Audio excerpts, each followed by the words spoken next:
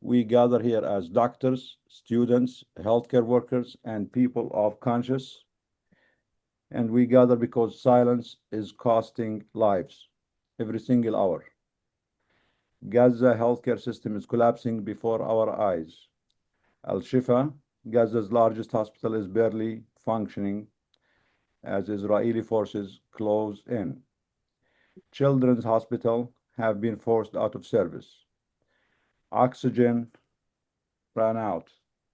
Patients are lying on the floors untreated because there are no beds left. Evacuation orders have been issued to every clinic and hospital in the north of Gaza. More than 100 innocent lives are murdered every single day in Gaza for the last 720 days. What are we witnessing is not simply a war. It is the systematic destruction of life, humanity, and healthcare. And the evidence is undeniable. A new British medical journal study has confirmed what our colleagues have long been reporting. Palestinians are being targeted as if they were combatants. We see patterns of gunshot wounds to both limbs, burns that penetrate to the bone, and injuries deliberately designed to disable and maim. This is yet another medical evidence of genocide. Doctors Against Genocide exists because we know genocide is not just a political question. It is a medical and public health emergency. It kills more people than wars and pandemics combined. It destroys entire healthcare systems. And as doctors, we cannot look away. Never again is not a slogan. It is a responsibility. Never again is now. That's why DAG is hosting these weekly webinars to hear directly from doctors on the front line in Gaza, in Jenin, in Congo, in Sudan, and from global medical experts who refuse to stay silent. Today we will hear from pediatricians, hospital directors, displaced students, and humanitarian colleagues, voices that the world must hear. But listening alone is not enough. We must act. We must do everything in our power to stop the genocide and the bombs now. DAG has also launched urgent fundraiser to deliver most basic tools for survival in Gaza. We have many campaigns. One of them is delivering ambulance batteries and equipment to the EMS system in Gaza with a total cost $108,000. We are delivering food, water, and shelter for soup kitchens every day with a total cost of more than $5,000 every day. We are planning to establish, with the help of the Gaza Health Ministry and the EMS system, a trauma stabilization points where patients can be treated when hospitals no longer exist. Al-Shifa Field Hospital project is on hold now because the hospital itself is under attack. But we are certain, and mark our words, that this hospital will be built. We are also supporting the community of visually impaired and disabled persons in Gaza with food, shelter, and aid, and we are also building a safe camp for them after being displaced to the south. The running cost of this project is about $5,000 a day. We are also in the process of giving stipends for nearly 400 medical volunteers who have been volunteering in Gaza hospitals for the last 2 years without any pay. The cost of this project is going to be about $80,000 a month. We're also supporting vulnerable communities in the West Bank. Jenin hospitals as an example, and our guests will talk about Jenin Hospital today. We're also supporting communities impacted by genocide in Congo, in Sudan, and in Rohingya. We also have campaigns to help students and special medical students in Gaza. We are having a new campaign to help patients who were evacuated to Egypt and they were left there with no required critical medications and care that they were promised to.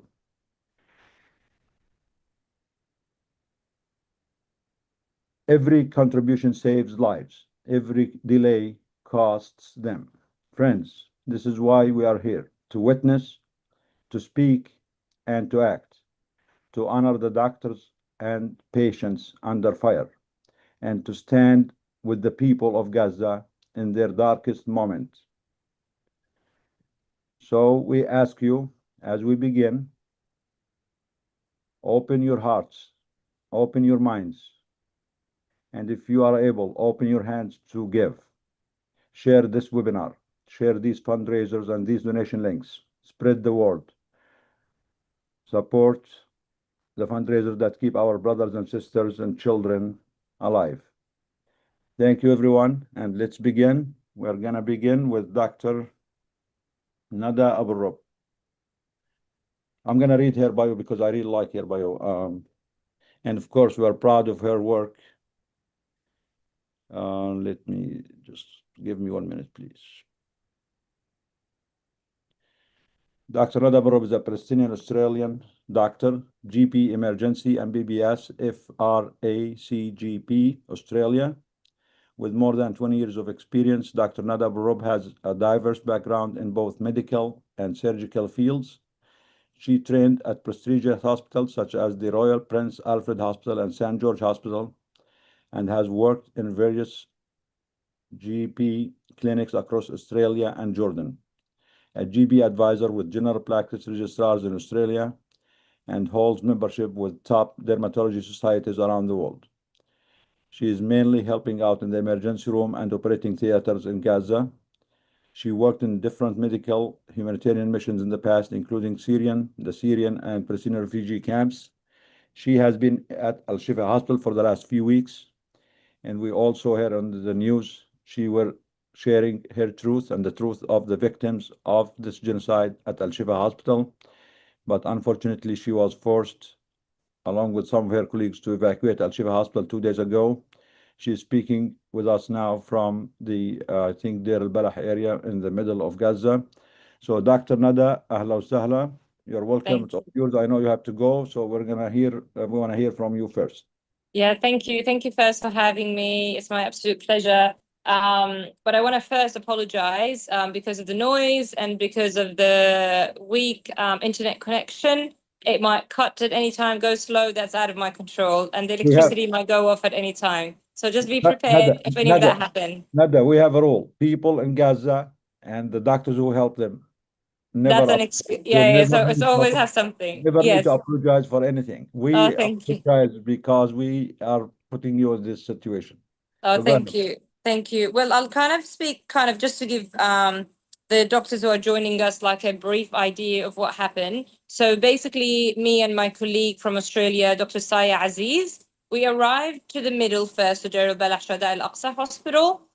And, you know, we probably were a bit naive because we thought the minute that we arrived that we'll never see something worse than that. Like, we were shocked as we see things, right? So we were, you know, still seeing kind of patients who've been shot mainly to the head and neck and chest. And mainly they were the victims of the humanitarian aid sites, the Netzarim side here, because they go and they're desperate to have some food, and then they kind of fill the ED department with all these wounds. And then on the other hand, we would see all the kids coming in with a cardiac arrest. I've never seen kids coming with a cardiac arrest like this before. And I was like, what is happening? But they all malnourished and have, like, you know, suffered this starvation, especially months before. Now the situation may be a little bit open, but still bad. But however, they're having poisoning from the dirty sewage water. That's what we have to drink. And then they have hyperkalemia and cardiac arrest. So you see this very often here in the south or the middle. And then people need to kind of know that the complete blockade that we're in, things, even if they are sitting at the border, because we saw the trucks at the border, And they're either destroying them at the border, like you see the flower being kind of in the sky destroyed, and all the aids being kind of thrown on the ground not to enter here. And whatever enter is hardly enough, and it's super, super expensive in a country under blockade that there is not even money. We as doctors, we were only allowed $280 per doctor. That's all we were allowed. And they took some of that money for the transport to get us here. So we hardly can survive to be able to help anyone else. Baby formula was completely forbidden. And they kind of, any organization that brings baby formula, they will close the whole organization. And today they just basically told us, the new team who's arriving, that they've also forbidden peanut butter because apparently it's nutritious. So even with the limited thing that they're doing for us to bring in, they threw all the TPN. It's dangerous. TPN is dangerous. Everything. So they just limit anything that they think might be helpful is forbidden. That's basically the kind of policy of killing as many people as possible. And, we kind of, seen those cases here in the South, and then we thought, oh gosh, situation is bad, people living in the hospital and so on. And then we went to Al-Shifa, we went north. And then first time that we went north, they gave us 2 grants that everything is okay. And when you go north, it's like end of life road it was when we were coming. People like it was like the end of the world, where they were escaping the north in thousands. And, they were carrying their kids and whatever they can carry on a donkey and stuff, and whatever they can bring for whatever is left back home, right? And then it took us, instead of 20 minutes from the middle to the north, it took us 6.5 hours first. And then after 6.5 hours, they canceled our mission. So we have to go all the way back. It's just the psychological torture on top of everything you have to deal with, right? Next day, we left at 5 a.m. and it took us 8 hours to reach north, but we made it. The minute you reach north, it's horrific scene. You see just rubble and dust and all the buildings destroyed, and people are still under the rubble and dogs are eating them. It's just, that's the scene. That's the normal scene. We arrived, and then there was a 16-story building. I remember we're going down the stairs and we just see it, and you can see the ocean from there, from Al-Shifa. And as we were walking down the street, they bombed it. And it was like in seconds, it was all dust and you can't see anything. And then afterwards, that building of 16-story building was boom, gone. Now, of course, it's gone, but you don't know how many people are killed and how many people are injured. Now, so North is just basically a nightmare, like something. I don't think there's a horror movie that Hollywood or anyone had made that can tell you what North Gaza is. So North Gaza is a slaughterhouse. So people would arrive to the emergency department, a family by family. And you know how families here, they live next to each other. So it's like an extended family. So you have the mom and dad and kids, and then you have the grandparents if they're alive, and then you have the uncles and aunties and their kids and the grandkids, and and then they live near each other, let's say. Now they come in, the whole families are just wiped out. Some are under the rubble, some they make it dead, some they make it still alive, but we can't help them because we don't have the equipment or the oxygen or things to help them. So they die just because we don't have things to help with, which is heartbreaking for a doctor. That you could have saved them if you were somewhere else. And the other part, they do survive, but they survive with the major disabilities, multiple amputations, 3 limbs are lost, brain trauma under observation, abdominal surgery, blah, blah, blah. And then they might make it, or they might die a little bit later because basically the rate of the infection, no care, no antibiotics, no dressing, nothing. So they have like the slow death, let's say, and then they eventually die. Now, the thing is, when you stay in North Gaza, especially at Al-Shifa, they've experienced this twice, the doctors that I worked with. So you'll either get, dead and bombed and dead, or you'll be under the siege at the hospital where they were tortured for weeks, or they go to jail and detained for months with no charge whatsoever, tortured there and then let go after that experience. So whatever case scenario is just one way is worse than the other. Now, the problem is, if you imagine somewhere that you don't have money or water or the basics, we don't even have pens or paper like nothing here, literally nothing. And then the patients who have amputation and no family, how they can't afford getting a tuk-tuk, which is just with just, I don't know, like a trolley with a donkey, just to afford to go to the south or to go to the middle. So they basically they tell me, Nada, Dr. Nada, we're going to be killed and burnt at the hospital because we have nowhere to escape and go. We have no money to escape. And there's no funding, and there is no ambulances. It's just in every you look at, it's disastrous. And every doctor and every nurse and every medical staff I worked with at the North, they've lost at least a couple of family members. They lost all their houses and all their belongings. They have nothing left at all, including their medical certificates. And they've been working restlessly, living at the hospital, near the hospital, for 24/7 without payment. But they are amazing. Their skills, I've never seen any skills like this. Like if someone can get one of those doctors to work anywhere in the world, they will be so lucky. But I feel like when I was evacuated and I didn't want to evacuate, it was really, really forceful. And then I still cannot kind of breathe. And I keep thinking about my friends and my colleagues. They became a family. And because they're beautiful people, there's not a single person I met in Gaza that was kind of a bad or a threat or anything. Everyone was just so beautiful. And they were feeding us and helping us in the middle of everything that is happening, me and my other international colleagues. Now, the other thing is, when we had to come back south, which is forceful, and like first day I couldn't do anything or work. It's just the first day that I was literally like, every other day I was okay and still kind of managing. But the day I was forced out of North, I think that was the most difficult day, that it took me some time kind of to try to go back to normal. We came back to the same hospital we were at, Shuhada Al-Aqsa, and it was a totally different scene. It changed during that time. So all the hallways and all the outside area now is full of tents, and they are an inpatient. So there's nowhere, hardly corridors to walk between the tents to try to do anything, because all of the people of the North, like let's say, maybe almost 500,000 came suddenly to this area, and the hospital here cannot cope, to the extreme that I came here and then they can't do a full blood count because they can't run it. We don't have oxygen. We have only one monitor. And yesterday they just bombed. The 2 days before, they just killed the orthopedic nephews. They killed three of his nephews. And then yesterday they just bombed somewhere in Sarat, which is just here, and we had whole families come in with severe injuries. So there is still bombing here, but the starvation, the bombing, everything is forbidden.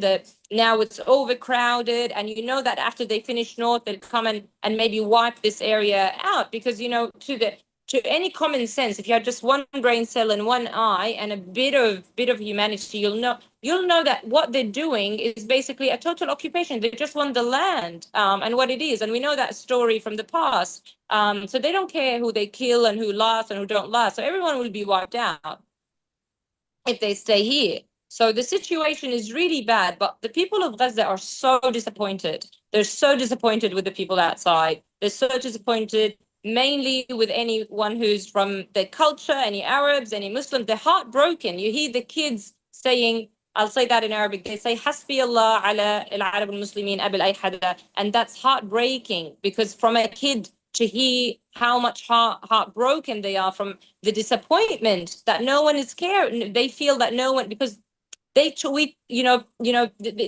things that for 2 years they kind of were hoping for some hope, but they saw the outcome that no one could stop that one country. And they're not asking for war. We're not criminals. We don't want anything. But we just want them to stop sending weapons, stop exporting and importing, like put some pressure to try just to bring in normal life. They never had normal life. They were always under an open air prison. But those people are so resilient that they build anything out of nothing. And I know if we stop this mass killing and starvation now, despite everything they've lost, they'll make it work again. But soon it will be too late. Like after a while, it will be too late. Like we will come, the same thing at Aboriginals in Australia and somewhere else. We'll just come out with a sorry day and we're sorry for what happened to those people. And again, it's all kind of a talk and stuff. So that's where, when you come here, that's where kind of, people are so tired, and they kind of lost hope of anything, of a change. Yeah, thank you, Dr. Barup. Wow, this is painful to hear. So, Dr. Nada, can doctors like you stop the genocide? Stop the genocide? Like, I mean, honestly, let's kind of say it this way. No, like, you shouldn't lose hope, and you should try with whatever you can. Like, you try with, everyone can do something, everyone can say something, and all people, if they stand together, they become stronger. But the thing is, you need to think about it from a bigger perspective. So, for example, as a doctor, if I'm just only stay silent, because I was threatened too many times if I speak up, right? Especially when I'm here, and I'm still being threatened. But if I become selfish and think about my safety only, and if I think I'm doing the right thing, because silence is complicit, and if I do kind of say, oh, you know what, I should care about myself and my work and my job and my money and my life, and those people, what can I do? Then I become a hypocrite, and I've kind of have a hand to do with it. And if I only they destroy and they kill those, hundreds and thousands of people, and I'm only able to treat, a handful, it's not going to solve the problem. Yes, it's good, but you think about it, like, they're doing all that destruction, and I'm only kind of able with my two hands to do, and the supplies that we have, just to do that much. Of course, we save lives every day, and we do miracles, and we kind of things that we're grateful for. But it's not enough. You need to think about the bigger picture to try to stop it from happening. If the leaders are not doing so, then people have to stand together and have to kind of say, no, enough is enough. This needs to be stopped. Because I don't know, like, we think as humans that if something is not happening to me now, it will never happen. Like, as if, like, cancer happened to this person, but I'll never have cancer. I don't think about it until it happens. That kind of mentality and thinking.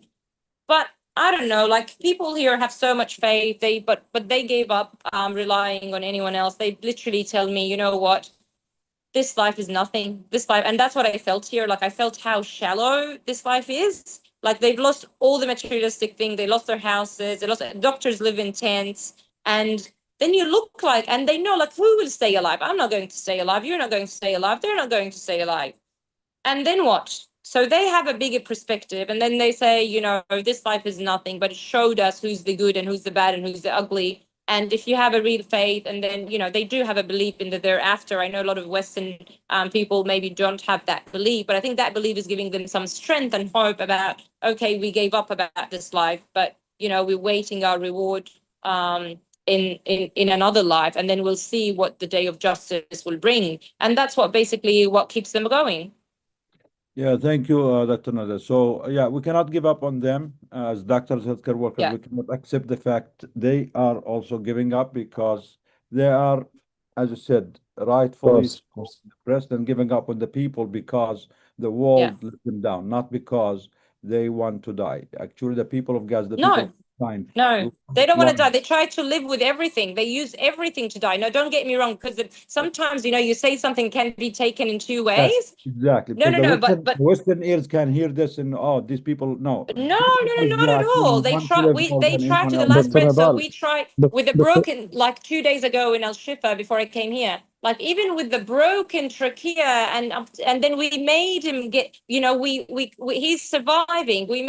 We kind of deliver kids from on dead mothers, and we make them survive. We amputate 3 limbs, and they still survive and make it. And they are the type of people who make. They don't let a soul die to the last breath that they can, and they build everything from, like, the Israelis bomb, and then they take all the metals, and they build beds for the patients themselves, and they don't stop. Like, they don't stop. They're still trying to fix some part of the hospital to bring in patients. They don't stop, don't get me wrong, but it's been 2 years that, what, like, they get tired from what they hear and not getting any outcome.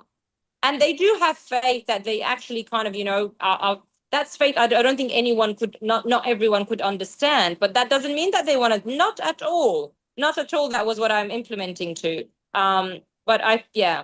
Yeah, thank you, Dr. Nada, دكتور. for Hajj Iyad. We have Hajj, we have Sheikh Iyad. Halla, he's gonna give us fatwa, but I want Yeah, I know, Dr. Riyad. yeah. how are you, Dr. Nada? Iyad is the Mufti. He's gonna give us the religious verdict on this. But I want to ask you one more question before I leave, Nada. So thank you for making it very clear that Yeah. it is part of your moral, professional obligation as a doctor, not just to go in and try to treat patients, but also to speak up against these crimes, war crimes, crimes against genocide, and crimes against humanity and genocide. And you think this Yes. is part of medicine, speaking up against these crimes, stopping these crimes, because if we can have a ceasefire now, we can save Yes. more lives than what we Totally. can do in missions for a whole year. If we Exactly. prevent one genocide, we can save more lives than what all the global medical community can do for a decade. If And we they can killed more than 300 journalists. So, someone said, I have to step up and do other jobs. Like I clean. I became the cleaner too. I'm the cleaner and I'm the doctor. I'm everything. So here you have to do what you can. So speaking up is part of your medical oath. It's part of your medical and professional obligation as a doctor to stop these crimes and to save lives. So based on this, what is your call to our colleagues, to other doctors, whether they are in the Arab world, the Western world, Australia, United States, Europe? What is your message to them? Is this part of their job to speak up, do everything they can as doctors to stop As a this? doctor, Stop you need these to be crimes? a Because if human. not, they are failing Yes. their own profession. They are failing their own. Yes. Totally. As a doctor, you need to be a human first, and you need to have a heart that cares, and you need to stand with the justice and advocate for the people who need you. And if you don't have that, I think you need to pick up another profession. Yes. So because medicine is not just a business transaction. It's not about having a nice job. No, it's about being a human first and have a heart that cares, and then the skills to help. And in medicine, protecting life, protecting the sanctity of life is our moral compass of the highest order. And any doctor who fails this, if they fail to see what's happening in Gaza, in Congo, and Sudan, believe me, they don't care about your life too. They don't care about your children. For them, you are just a business transaction. They want to get the money. They want to do the transaction without malpractice, without getting malpractice. But they will, unfortunately, they will care less about your life unfortunately, I know. when the things get bad, and they will give up on you the same way they are silent and complicit in the genocide in Gaza. Never trust a doctor or a hospital or American Medical Association, Canadian Medical Association, Australian Medical Association who are silent on this, because for them this is about business, this is about making money. Shame on them, of course.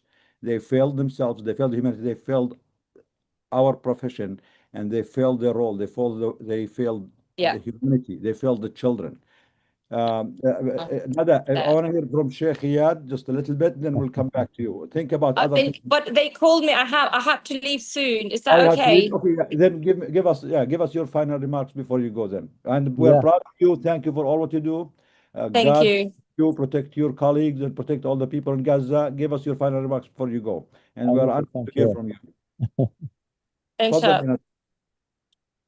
Are you waiting for me? Yes, waiting for you. Give us your final remarks. Sorry, I got confused. No, I just want to say, honestly, I'm grateful that I actually kind of, I made it to Gaza. It's just a place that, and out of everywhere else, I need to kind of, in the middle of genocide, that's where we all need to be. And every doctor who can apply and try the best, even if you get declined 1 or 2 times or by other organizations, don't give up. I had to apply for more than a year until I made it here, and a lot of things happen in the middle. So please don't give up. Please try to come and make it here. It does make a difference. Please speak up and don't be afraid. If we all are afraid, the injustice will just spread. Think about each other. We're all connected somehow.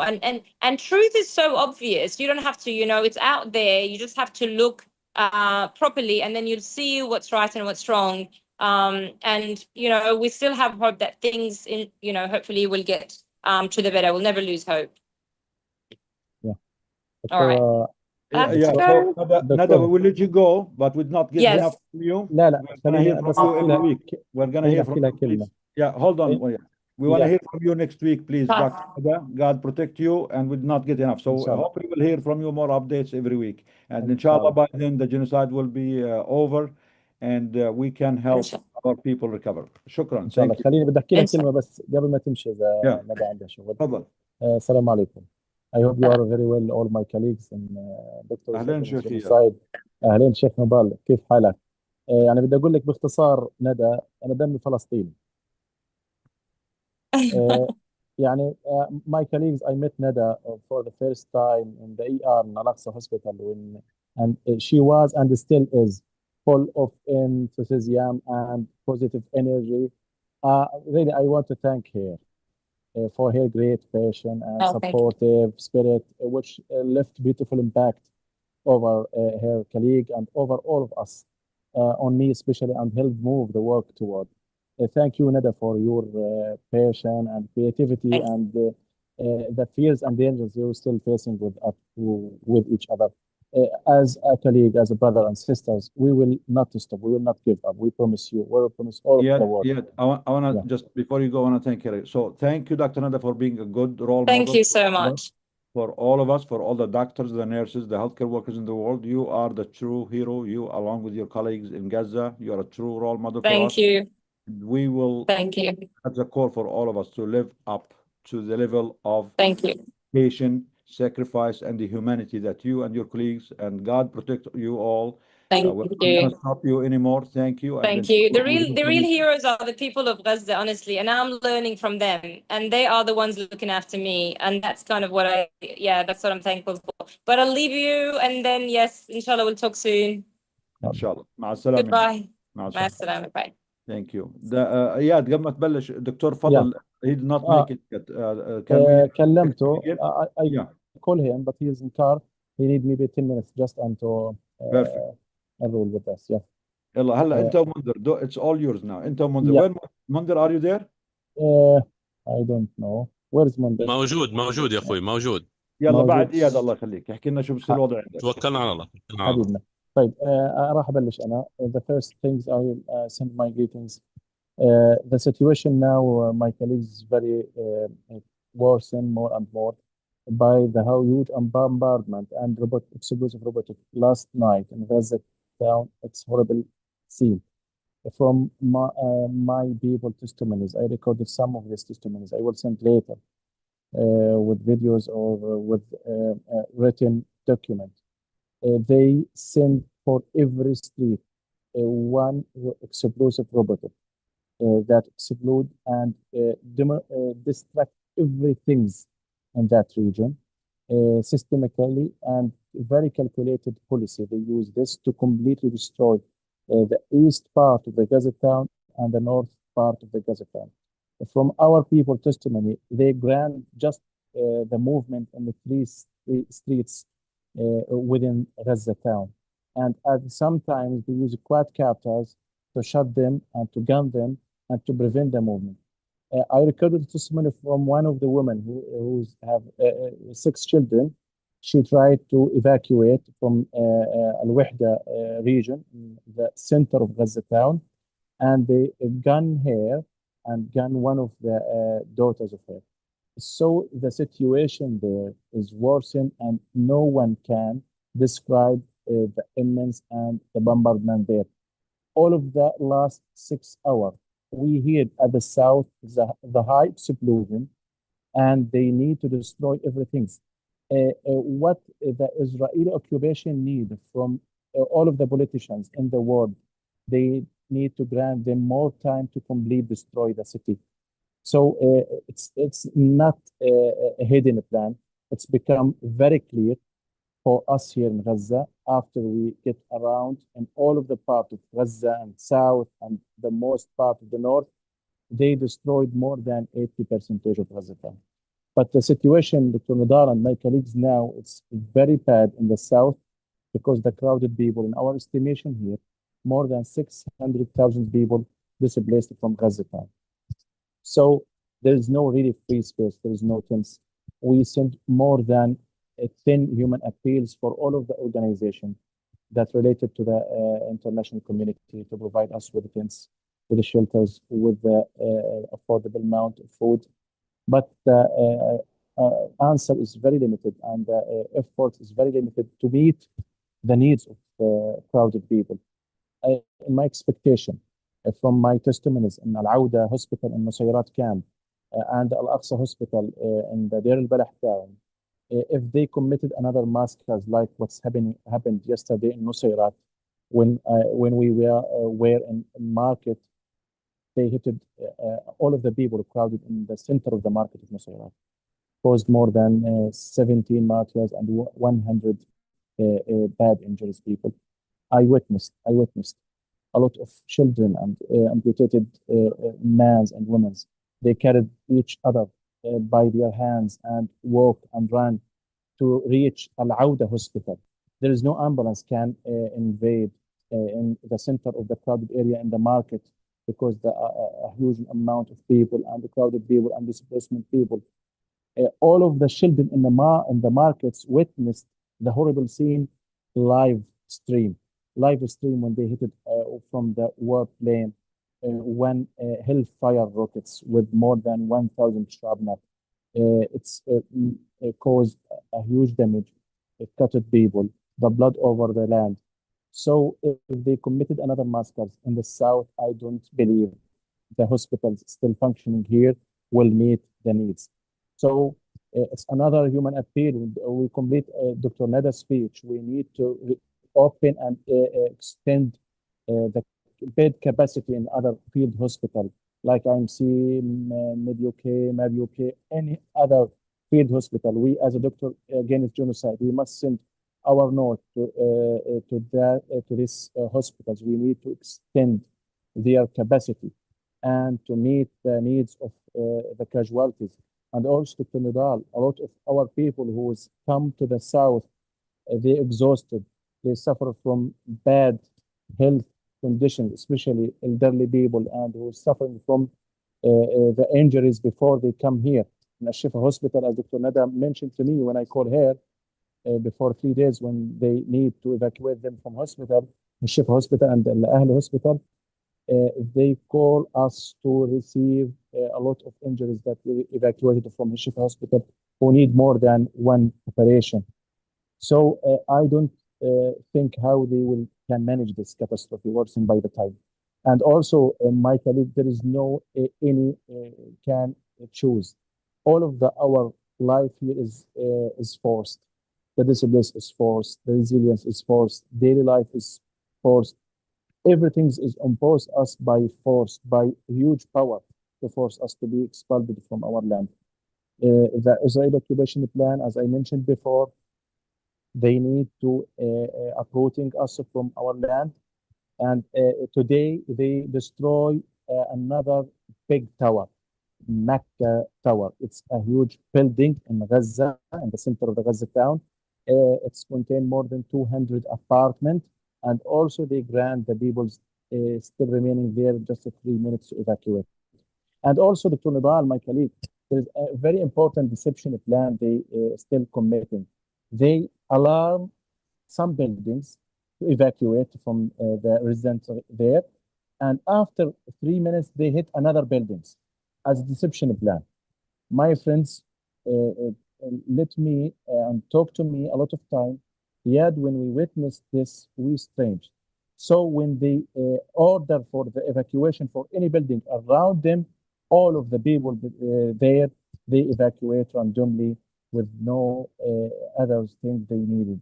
So this is a deception. They just need to commit and to kill other people there to horrify them, to let them still fear from the evacuation order and leave Gaza. They didn't need anyone to remain in Gaza without any resilience, without any water, without any foods. They need to completely empty the city, to complete the destroying everything's there. The plan is not to control Gaza, as Netanyahu mentioned in UN meetings. They need time to completely destroy Gaza because there is no infrastructure, there's no buildings. So we didn't accept his speech completely. It was a deception speech. how he will can control Gaza without any infrastructure in Gaza or at all. So it's just a deception, linguistic. They need to destroy Gaza, to destroy life sign. And also, we noticed that the smoke of the explosion and the materials that imposed from the high material explosion, it's caused chest pain for a lot of people. And the polluted waters is also affected the public health here over the children and elderly people. And also, Dr. Nidal, when I talked to my colleague from a lot of charity out of Gaza, I mentioned a lot of kidney patients, they died within last few months because they didn't grant them enough time to dialysis. So a lot of people, we didn't talk about them in the media. They lose their life as our next generation lose their life if this genocide continue. So I hope, yeah, I hope our pressure and our speech, our work will continue. We will not give up. With all of us, I know, we believe in our efforts. We must continue. We must send in our human activities. We do pressure over them. But we need to increase the pressure between Nidar and my colleague over to extend the capacity of all of the hospital and medical centers in the south to meet the crowded people needs.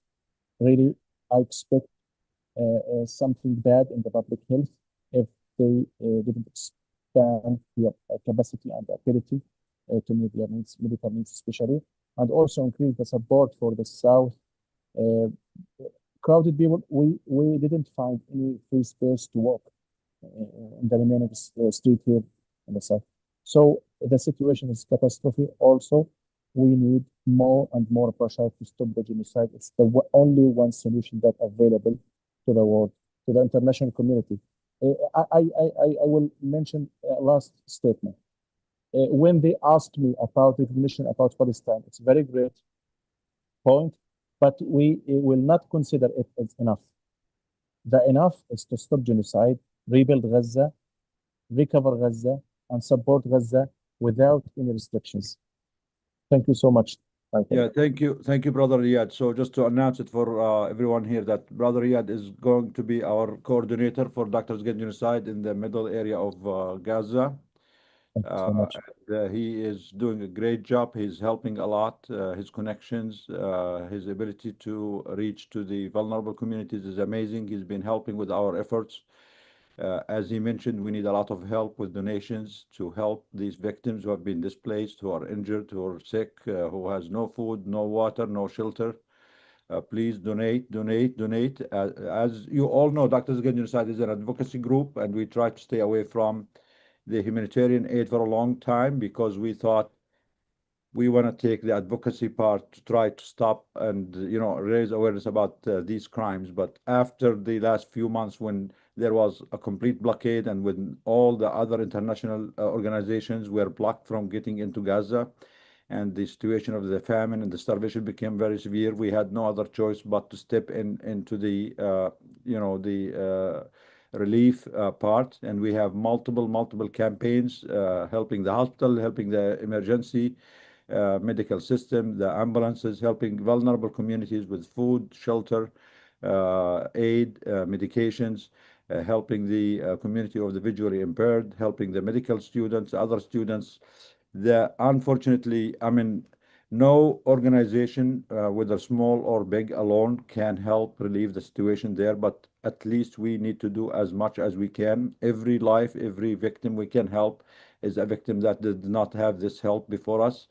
The situation, as Brother Iyad mentioned, is catastrophic. It needs a governmental level and international level of help and aid.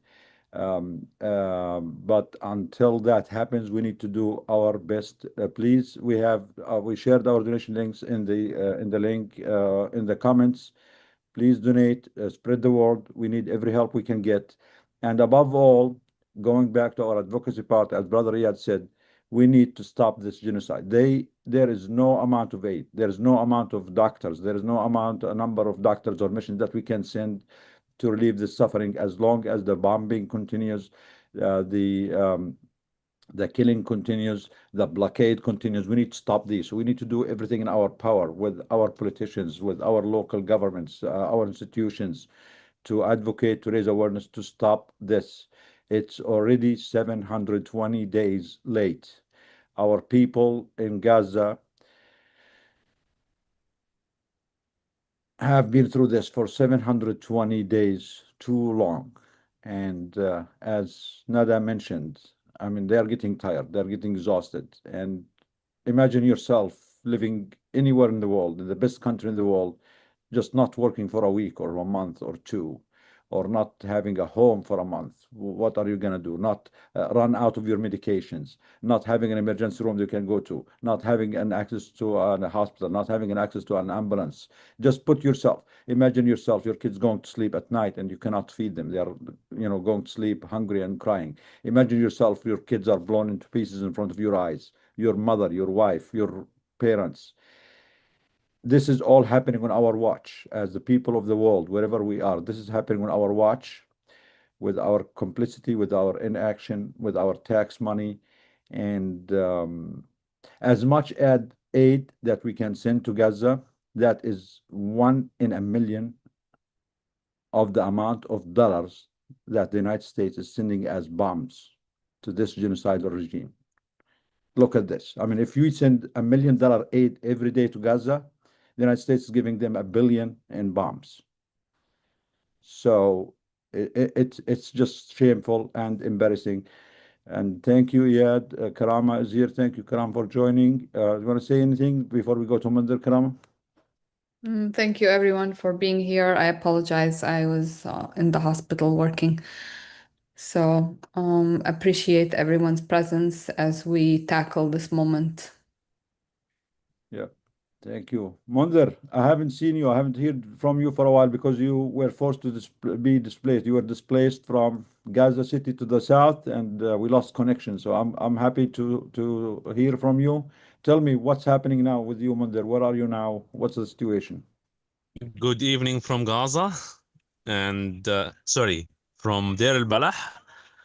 Now I am relocated from Gaza City, and now I'm speaking to you from my tent with my family in Deir al-Balah. I am still alive. It was a long journey, and it was one of the hardest day ever in my life to evacuate from where I was staying or from the north to come to the south.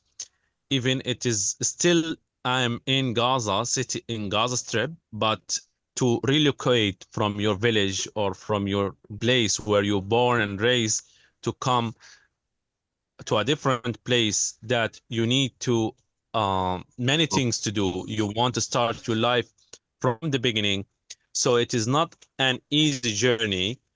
We are trying to survive with a very basic, and we are struggling. We are facing many difficulties in terms of transportation, and that was the worst challenge that we are facing. That should be 20 minutes, but now it took 6 hours to reach here. And yeah, that my current status, I am living in a tent with my family, with and in the same time, we really don't have any safe place in Gaza, as yesterday they bombed Al-Insarat area. It is just like 5 minutes from Deir al-Balah. So we believe that it is more safe than Gaza City, but still we can hear the bombings in Deir al-Balah area or in the south. So that's the situation in terms of bombs, in terms of the war still continue, as you mentioned, 720 days. We are still under attack. And we are really disappointed as I hear that from Dr. Nada when she mentioned her story about her her story when she was in at Al-Shifa hospital, and now she relocated at Shuhada Al-Aqsa in Deir al-Balah, so she is living few minutes from where I'm staying. and everybody here is staying in a tent. So the situation is getting more worse and more challenges, and war is still silent. That is why we are disappointed, and we are waiting for any action to happen. We are still have a hope that miracle will happen. We are waiting minute by minute, is not because every minute's count in Gaza, as every minute we are losing people. The United States and Israel and the world, actually, the military companies in the world are trying new weapons in Gaza City. The bombing, we can hear the voice of the bombs every single minute, while even we are 20 minutes far from Gaza City, we can hear many bombings happening, and they already destroyed the whole of Gaza City. No more buildings, no more towers, no more infrastructure in Gaza City. So we can hear that. We can hear the bombings, while even I'm staying in Deir al-Balah in south of Gaza.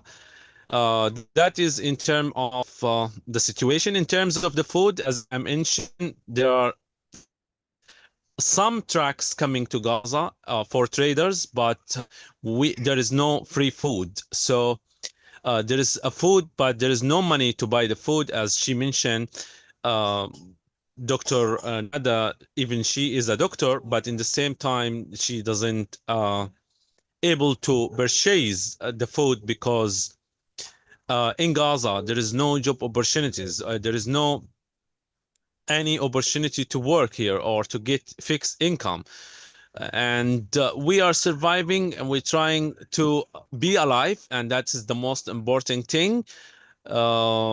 That's the situation in terms of food, and in terms of what will happen tomorrow or even tonight, we really don't know. We are looking for the good news. As Donald Trump, the president of the United States, mentioned, there is miracle will be happen for in the next few days.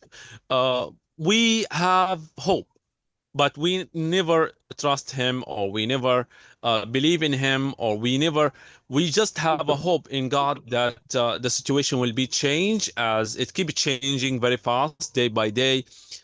And just we have one request, as my son and my daughter, actually, while you can hear the voice of their noise, they are very noisy, not allowing me, and it is a dark in my tent. That is the reason why I don't have a camera. So they asking me all of the time, United States and Israel and the world can support Israel with a very technology bombs, but they are not able to provide one noodles for me and one noodles for my sister. So that's, I'm not talking about my son and my daughter. I'm talking about that's Gaza children appeal, which is if you are able, the world are able to provide the best technologies, weapons in the world to Israel, why not allowing or can't providing my son and my daughter and Gaza children with the noodles that they need, the food that they are needing? So that is why I'm totally agree with Sister Nada. Munzer, Yeah, I'm here, my brother. your son is his name is Faraj. What's your daughter's name? Her name is Intisar. Hopefully, Can means they Faraj, speak? means in Can we Arabic. hear from them? Can we hear their voice? We want Yeah, of them to course. mother us تعال يا too, فرج. please. فرج Hi, تعال. Faraj. Faraj. They are دائما planning بتحكي to فرج. play. تعال تعال يا بابا. قوم تعال.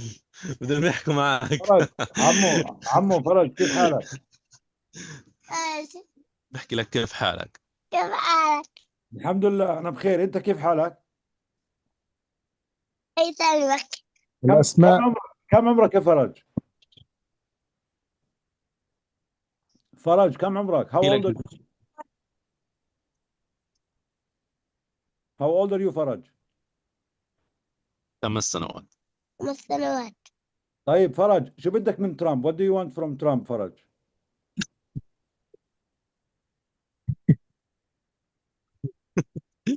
Faraj, good there. My wife actually, he's telling him that he want chicken wings. In Okay, Arabic, that's a we message. need That's a Jenin message to all of President the Trump. time. That's a message to President Trump.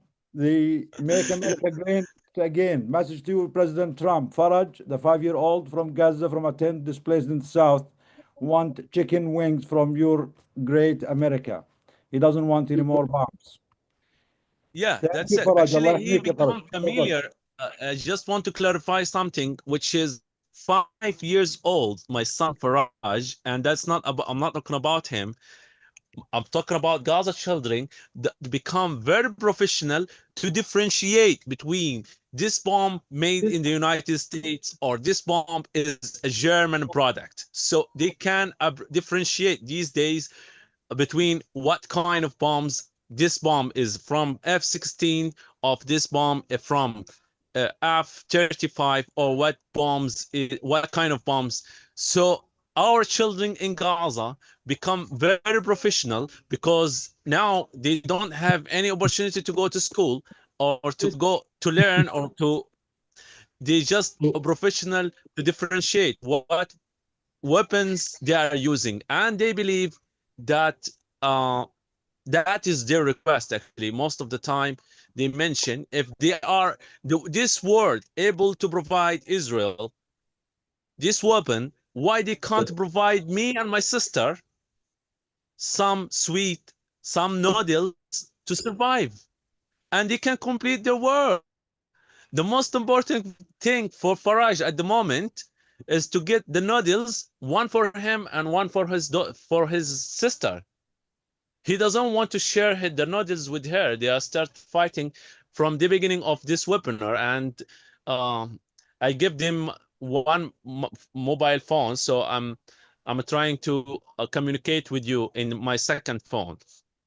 So that's the situation. I'm talking to you from my tent, and hopefully something new will happen to end this genocide as soon as possible. And I really don't know what should I speak in this. I'm not preparing myself. I'm just Thank you. speaking whatever in my mind. And if That's the anyone best. has That's any the question, best. maybe give me an That's the idea. best. ممتاز ممتاز. Yes. I have a question for Munzer. Go ahead, sister. Munzer? Yes, sister. So when you say when you say noodles, is that ramen noodle? When I'm saying noodles, is like andomi, is What noodles. kind It's like, مثل ما Your connection is we weak. have it here. We have it here. Israel, I allow some trucks to come with noodles or with basic food, but we have to buy it. It's not for free. So I really can't afford to buy for them noodles every single day. So they have to share one, but for this, so they will start fight with his sister. So I'm trying my sorry. best to manage the situation, give them half for Faraj and half for Intisar, but still they are fighting because I really don't know what should I do. I'm So sorry. yeah, that's a call from Faraj and Intisar. Faraj is 5. How old is Intisar, ya mother? 3 years, 3 years old. From Faraj and Intisar. Faraj is 5 years old, Intisar 3 years old. That's a call from them to the world, to the United States, to Trump, to Europe. They don't want more bombs. They only want chicken wings. Can we do this as an That's international? right. Is this an impossible ask? The children of Gaza don't want more bombs from you, Trump, America, Europe. They only want chicken noodles. And if you don't want to give them, we will give them. Just stop your bombs. We don't even need your money. And yeah, thank you, Mundir. Allah yahmik. Allah yahmik. Munzer, is everyone from your community, did everyone evacuate, or are there still people who could not evacuate? I'm most of the people who's living. I am originally from Beit Lahia. Beit Lahia is part of north of Gaza. So the people who is in Beit Lahia. Beit Lahia, they started the war in Beit Lahia, and they took over the whole of Beit Lahia and Beit Hanun and Jabalia. So just So to make it, most, just to make it clear, Beit Lahia is the northest town in the Gaza Strip, the that's farthest, right. and has Yeah, been destroyed evacuated a few months back. Go ahead. few months back. So many families from Beit Lahia evacuated to Gaza City. We left Beit Lahia on 18th of March 2025, and we evacuated in west of Gaza. So as a Palestinian from Gaza, my origin place or my origin village, because it is a village, Beit Lahia. So whether to live in Gaza city or to live in Deir al-Balah or in south of Gaza, I don't mind. So many of the people who left, or I can confirm to you, many families or all of the families from Beit Lahia already evacuated. The people who left in Gaza city who doesn't have any money, so these people who doesn't have money to for transportation to take their stuff from Gaza City to south of Gaza, this the only people who still staying there. But I can say 90% of my village, Beit Lahia, already evacuated, and now they are in Deir al-Balah or Khan Yunis area in in camps. And the situation here in terms of food, we have to buy the food, and many families they can't afford to buy the food. In terms of clean water, I can say every 3 days one truck come, and so for myself and the people around me, we still have to buy it. And I want to talk about, and I'm really shy to talk about that. Maybe Dr. Iyad Amawi, he will be angry to me, but it's fine. I am from the north of Beit Lahia. But if I want to come to Deir al-Balah or in south of Gaza, I have to rent a space, empty صحيح space. صحيح أنا I have to rent it. So I have to pay at least 200 US dollar to get my tent. It's not for apartment. In the same time, if I want to rent apartment, I have to pay 3,000 US dollar, which is I really can't afford. Nobody from the village can afford this. This is the situation, and Israel already know every single thing about what is going on in the south or what is going in the north or in Gaza City, because they are monitoring, as Netanyahu mentioned, we are monitoring the headphone or what is going on in Gaza. So I'm really sorry to inform you, many families they can't afford to pay the rent for empty land in south of Gaza. So that's the reason we need to stop the war immediately.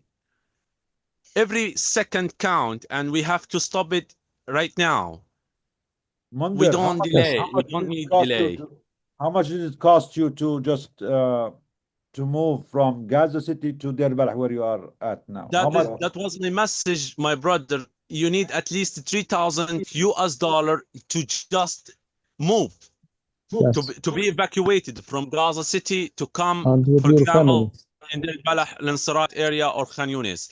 For the transportation, you need at least, and you have to wait for the tool, because there are so many traffic, there are so many cars, there are so many donkeys and carts.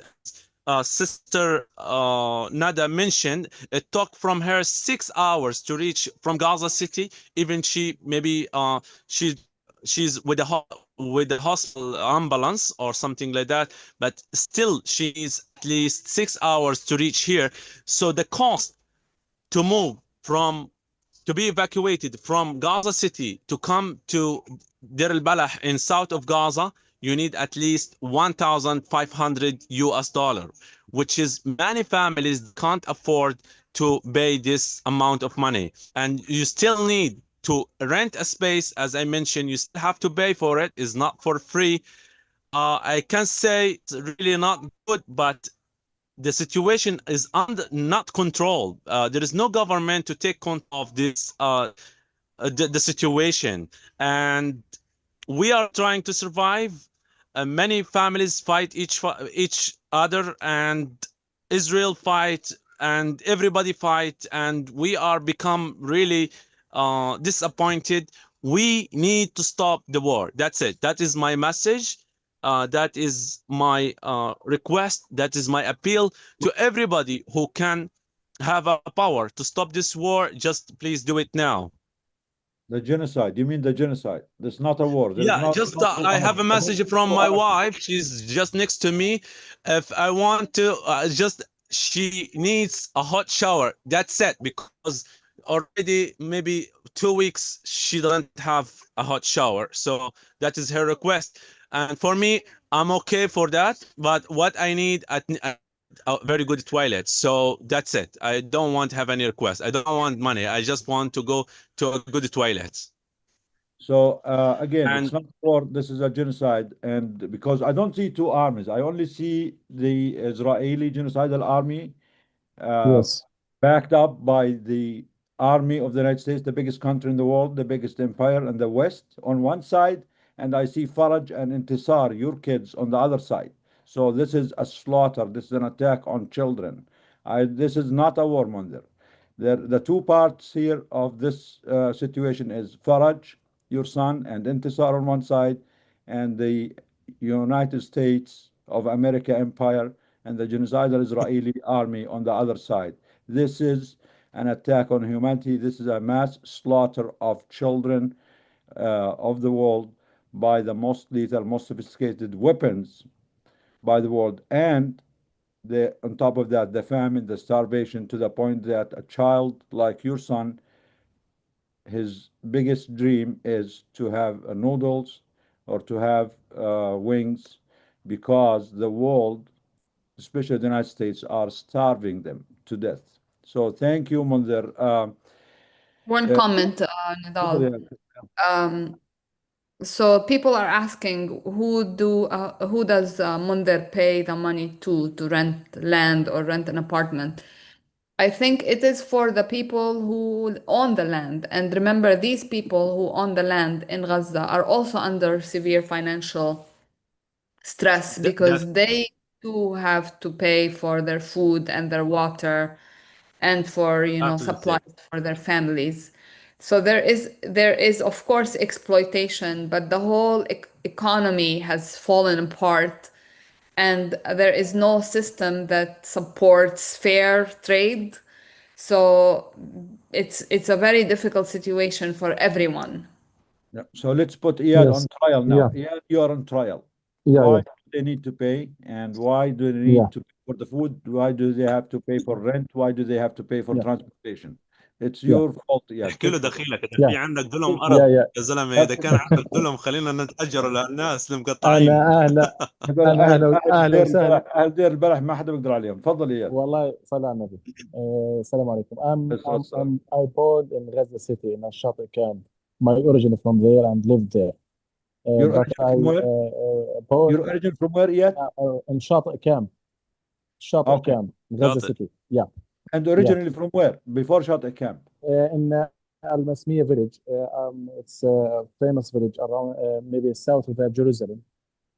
Okay, Far from so Jerusalem, Iyad, 35 brother Iyad is kilometers. saying that he's originally from Al-Miya, south of Jerusalem, and his family were, displaced in In 48 Nusayrat. Yeah. to Al-Shati camp, then Al-Nusrat. تفضل. Yeah. My Tamer, my colleague Tamer, firstly يعني الله يحفظكم، الله يخلي لك انتصار وفرج، وإن شاء الله فرج وانتصار يعني after the genocide. What the main questions I mentioned before, my colleague, about the shadow economy.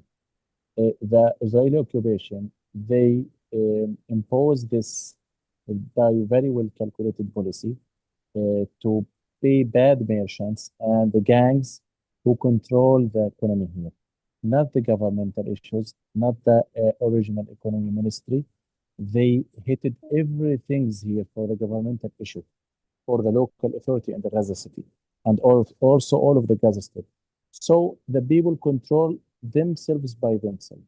No authority here to control and to put the pricing everything and to control the prices and to prevent the inflation in prices. So when we talk about this in the previous webinar, we mentioned that the prices is astronomically uprising and downrising according to the some bad news. When a lot of people here heard about the crossing of Kosovo or the Zikim cross point, they directly uprising the prices. It's not up to the ministry or the authority here. It's also up to the people here. So the Israeli need to cause the full collapsation for the social fabric. This is the one big sign for showing that. But in my thoughts, we have other good side. Some people grant their lands freely and they open their remaining apartments for the displacement women and elderly people, but it's not enough. I agree with Tamer. That transportation is very costly. They clarify that some drivers buy the fuel. There's no enough amount of fuel, and they need to pay for the local producer for the fuel. So you can imagine this is a very complex situation. You cannot describe why the inflation is happened. But in my expectations and my investigations, this according to the collapsation of the economic here, and the Israeli grant the gangs to repay and resell the aids again and again. This is the main reason for the inflation in prices at everything. So the driver need to appraise the price for the transportation to enable himself to live, and others will do something like that. This is the fears from the future, from tomorrow. We haven't enough money to buy flowers. This is the bad ambition that over our psychological and our brain from the long term of the famine and starving our peoples for a long time, for more than 700 days. And especially for the last 150 days, they starved us very strongly and prevent everything to enter in Gaza. So the people culture here, most of us have thinking something like with the more cautious, and they take care about everything they spend, and they need to prevent the cooperation between the families here.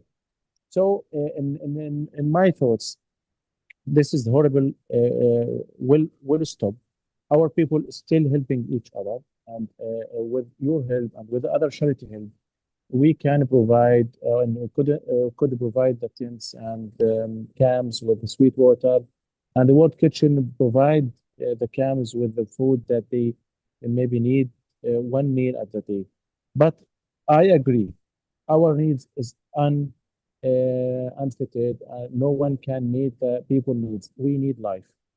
You can imagine when you expelled from your apartments with no clothes, with no special needs, you need to buy everything to reestablish your life again. It's very easy equation. When we mentioned before why the Israeli occupation expelled and let people flee in the street without any needs, they need to achieve this moment. They need to cause the full collapsation of social fabric in Palestine. It's not caused to the south or north or center of the Gaza town. When they expelled the people in Rafah at last year, they do something like that, but the amount of aids and the trucks meted our needs. Dr. Nidal, I need to transfer Dr. Fadl Naeem message. He haven't ability to reach the internet, and he have faced technical difficulties. And I will read his message and transfer. So Dr. Naeem is the acting director of Al Ahli Hospital. He was supposed to be with us today, but we just heard, me and Iyad, from him that the hospital has been under bombardment, the area around the hospital, and he lost connection, and he has to go and tend for the patient, the victims there. So yeah, what can you read his message, please? Yeah. The message of Dr. Fadl, he first sending his greetings to you and to Doctors Against Genocide at all, and your efforts. I described to him yesterday and day before about our efforts, about webinars and the last conference, second conference, and he really appreciated our efforts, even though what's still happening and he still face. But at the beginning, he wanted to convey greetings to everyone in the meeting and inform them that at this moment, Al-Shifa hospital has come under the threat. as the tanks have advanced close to it, reaching within a few Yeah. hundreds meters north of the family bakery due to the imminent danger they may face at night. Most of the medical staff have moved from the Al-Shifa hospital to the Al-Ahli hospital, except for a limited number who stayed behind to care for the remaining patients at Al-Shifa. And also, he mentioned to me now in your message to know my colleague Al-Ahli hospital. It's the oldest hospital in Gaza city. It's established in 1884. It's a very old hospital in the Gaza city. It's the first hospital there. And the capacity for the Al-Ahli hospital before the war is 50 bed, and they expand it for 100 bed. And daily they receive 300 emergency cases. And they maybe monthly they still doing 1,000 operation for patients. And also they have some specialists and some departments still functioning, but they suffering from shortages like other medical and hospital and still functioning in Gaza. It's very limited number. And they yesterday received more than 200 injuries in the ER department. And Al-Ahli Hospital is targeted more than 10 times in this war. And if you remember the horrible massacres that committed at the beginning of the war that caused more than 500 martyrs in the beginning of this genocide. In the last April, they closed the hospitals for more than 1 month because they hit the buildings of the ER and caused damages for the hospital. He again sent his message and his supportive to you to continue and to speak about our suffering here, especially for Al Hospital. Who didn't know about the position of Al Hospital. Al Hospital is located at the eastern part of the Gaza town. And it's very important to note that they around the hospital, they sieged sometimes with the quadcopters, and they exploded highly to force people to displace, to evacuate everywhere there.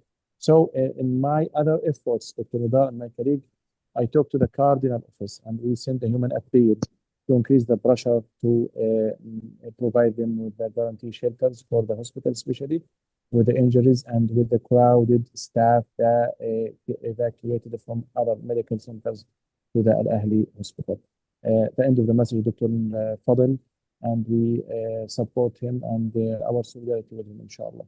And so let's pray for Dr. Fadl, for his colleagues, for all the people in Gaza, the healthcare and the people and the children. God protect them. This is another call for all of us to do all what we can to stop this genocide. Before we move on with our next panel, I want to talk to Munder. Munder, is Faraj still there? Munder? Munder? Yeah, I'm still here. Faraj, عندك? Can you hear my voice? Yeah, I hear you. Is Faraj still there?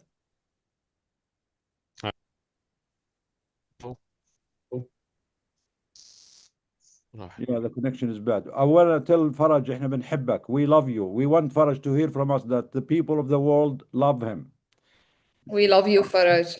Faraj, we love you, Faraj. Not all of us want to send bombs. Faraj, انت هناك? Can we all please unmute and say we love you لفرج ولانتصار? بنحبك فرج وانتصار. You. We love you, Faraj. We love you, we love you, We love you, Faraj. Faraj. We love you, Faraj. الله يكون Yes. الله يساعدهم bring in ويكون chicken بعونهم. حبيبي Faraj, فرج انت جدع. I promise to deliver the chicken wings personally لإلك ولانتصار. I promise. That's our promise. إن شاء الله. الله يحميكم يا فرج. ويا الله منذر. يحميهم يا رب، الله يحميهم. Allah يخليكم. So thank you everyone. We want to, I'm sorry because of the time, we need to move to our next panel. We have great panelists today, educators, students, other healthcare workers. We're going to start with Sister Hadil Abdel Fattah. She is a Palestinian American educator. She is in the United States. She has been helping students and medical students from Gaza who have been displaced out of Gaza. We have a few of them with us here. We want to hear from them. I'm not gonna spend too much time on the introductions. I'm gonna give this to Sister Hadil, and it's all yours, Hadil. Thank you. Thank you. Assalamu alaikum. Alaikum salam. Peace be upon everyone. Thank you, Dr. Nawal, for the introduction.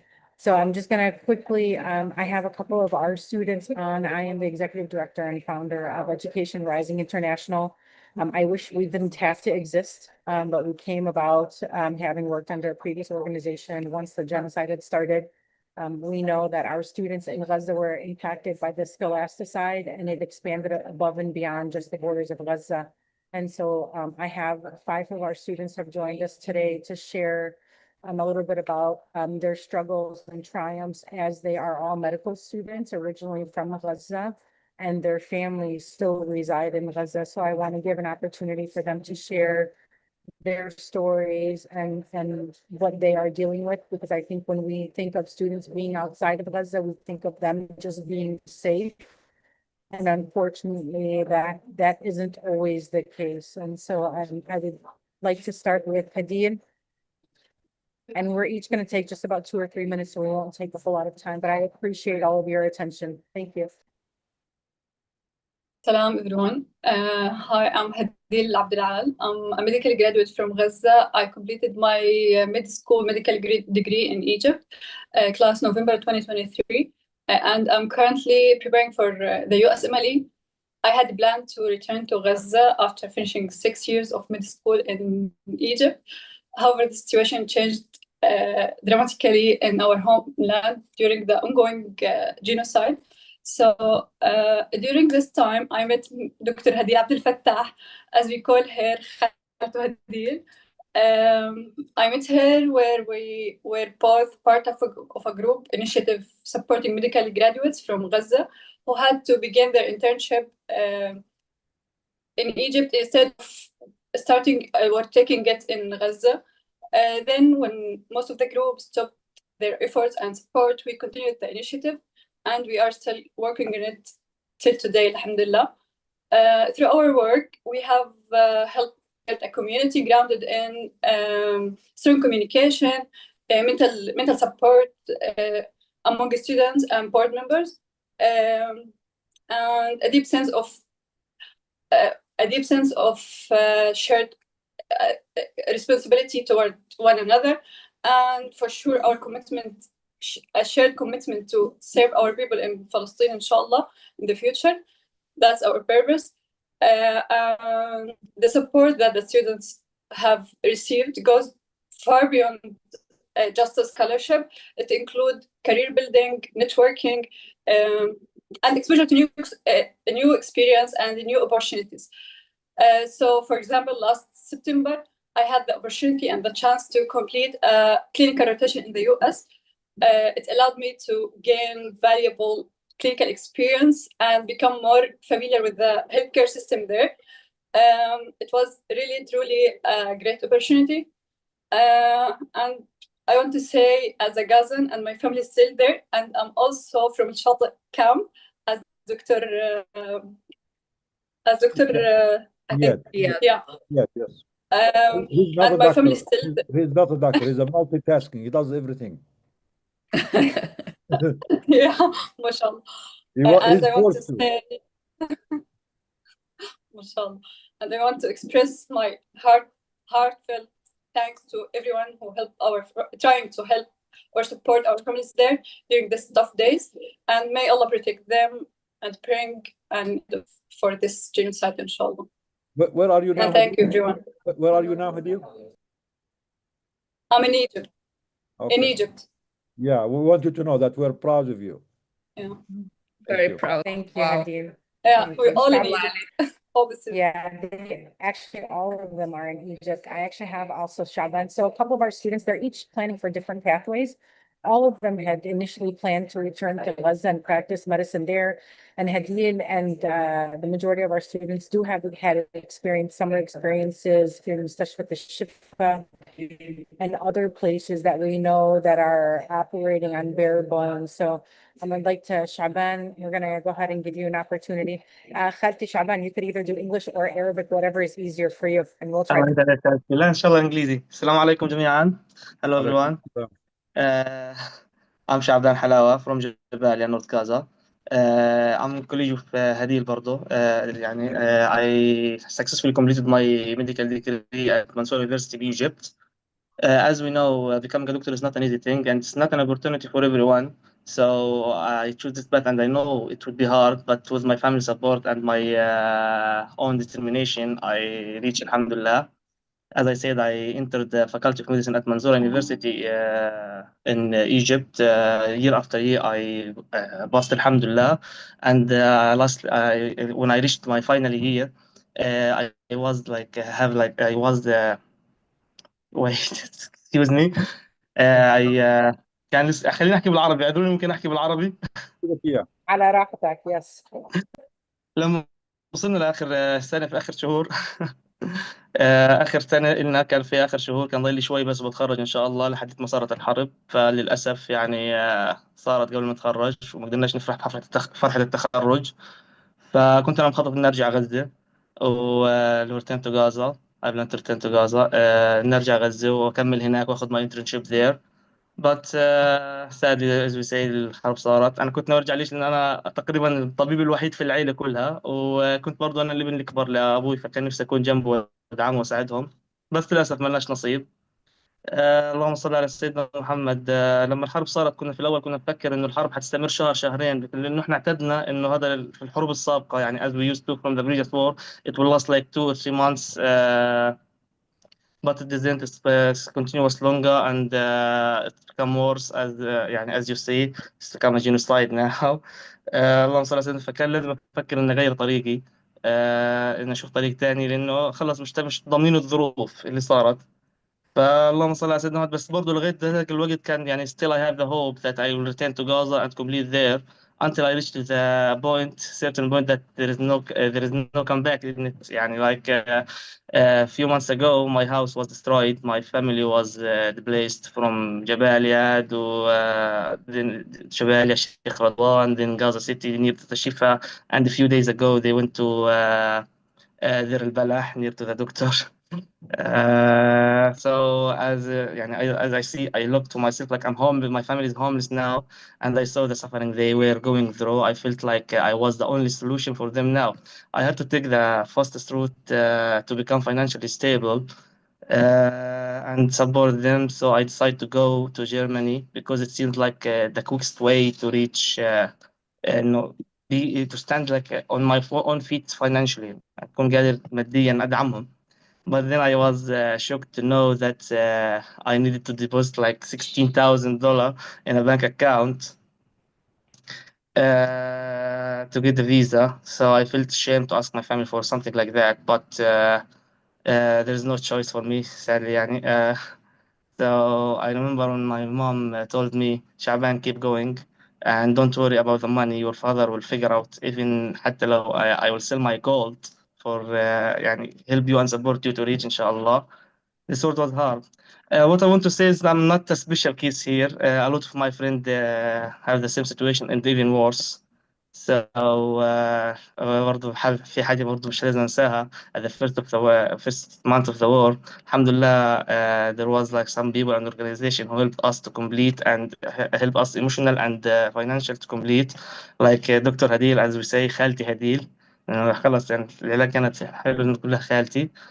ف like alhamdulillah we graduated and I finished my internship here in Egypt. Now I'm in Egypt. I'm in Egypt like doing my paper to complete my route to Germany inshallah. That's it. That's my story. Sorry, I'm bad in English, but I try. No, you did a great job, Shaban. I just want to point out that although our students studied in Egypt for the entire duration of their medical school and their internship, once their internships expire, so does their residency card in Egypt, and they are not allowed to practice in Egypt, even though they are a product of the Egyptian university and medical school system. So Shaban, as Hadi said, her pathway is the United States. Hopefully the whole visa issue will get overturned with the current ban on visas for all Palestinians. Shaban is planning to go to Germany, and then I have Ramiz, who actually is planning to go to Australia. Yes. Before we go to Naam. Shaban, Yes. inshallah, we will all go back to Gaza, and you will go back to إن شاء الله Gaza. يا رب Doctor and the بإذن family. الله Inshallah, that's our promise for all of us. I know it's يا hard رب now, and we're proud of you for trying everything, figuring every path to survive and to advance and to get more Thank you. education and more skills. But that's the promise from you, from all of us, from all good people of conscience in the world, that eventually you'll go back to Gaza, to your mother, to your father. إن شاء الله يا رب. Thank you very much. And how much gold did your mother sell so you can go to Germany? We promise you need to get her gold. إن شاء الله we will We're not actually reach this still point إن شاء الله. we're fundraising The for him. the So world owes your mother her gold that she had to sell for you to finish your education. That's our promise too. That should be our promise for all people of the world, that the perpetrators should pay her gold back. Thank you, Shaban. Thank you very much والله. That's our promise too. That should be our promise. Ramiz, ready? أيوة السلام عليكم. Hi everyone. I am Ramiz. I am 26 years old. I was born and raised in Rafah. I am currently in Egypt. I finished my internship year last April. To be honest, becoming a doctor wasn't my dream when I was young. I remember I wanted to study chemical engineering, mathematics, and many other things. But all of that faded away under the reality we live in Gaza. I remember when I entered high school and starting to realize the situation in Gaza, my goal changed. I wanted to become a doctor since it's one of very few fields that gives you a chance to survive and live with dignity. So when the genocide began, I was just about to start my final year exams. So you can imagine what it was like. Your mind is constantly distracted between worrying about your family, studying, following the news, etc. Of course, at first, I thought it would be like the previous wars, a couple of months at most. And I already decided to complete my internship year in Gaza. But when the war dragged on, I completed my internship here in Egypt. And I'm still in Egypt, in Al Mansoura. At the beginning of the internship year, I started to prepare for the USMLE. But shortly after, I stopped once I realized how long the process is and how expensive it can be, and decided not to begin any other path because my original plan was to return to Gaza and complete my internship and complete my specialty there. And until very recently, I held onto that hope to return to Gaza, but now it is slowly fading away.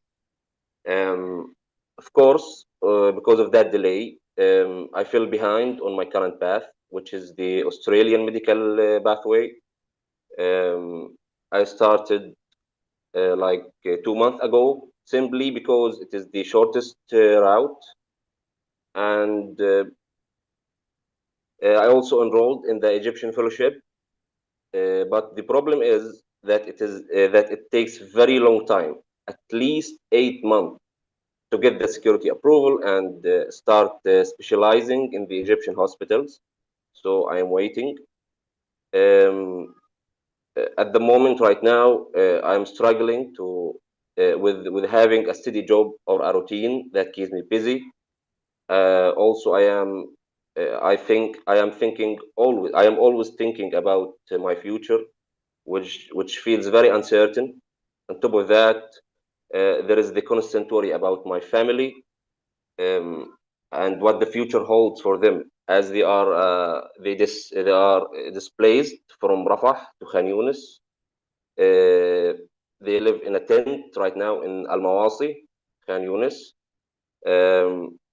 And I surely hope this genocide to end soon, and I can meet them soon. Eventually, I want to thank you all for caring for us, trying to help us, and raising our voice to the world. Thank you. That's it. Abdullah. Thank you, Ramis. Thank you very much. السلام عليكم. الصوت واضح هيك؟ We can hear you. My name is Abdullah. I'm from Rafah, and now I'm in Egypt. I chose to study medicine because of the urgent need in Gaza for doctors who can save lives. My community has always suffered from a lack of medical resource, and I wanted to be a part of the solution. At the same time, helping people bring me a deep psychological reward that make all sacrifice through it. The genocide has deeply affected me. I couldn't continue my training in Gaza, and that forced me to search for other opportunity, which created financial cost I never expected. My pathway was to continue in Australia, and I even began the process, but I didn't have the money or the residency to travel and cite for the exam. In addition to that, the Palestinian passport is very restricted when it comes to obtaining the visa, which made traveling to Australia extremely difficult. Because of all this, I decided to change my pathway, and now I'm working toward specializing anesthesiology through Arab board. One of the main difficulties I face right now is both psychological pressure and financial responsibility. After many years of studying and sacrifice, I now have to pay large amount of money just to continue my training, while if I were in Gaza, I would actually receive a monthly salary as a GP. This situation is very discouraging, but I remain determined to keep moving forward. Thank you.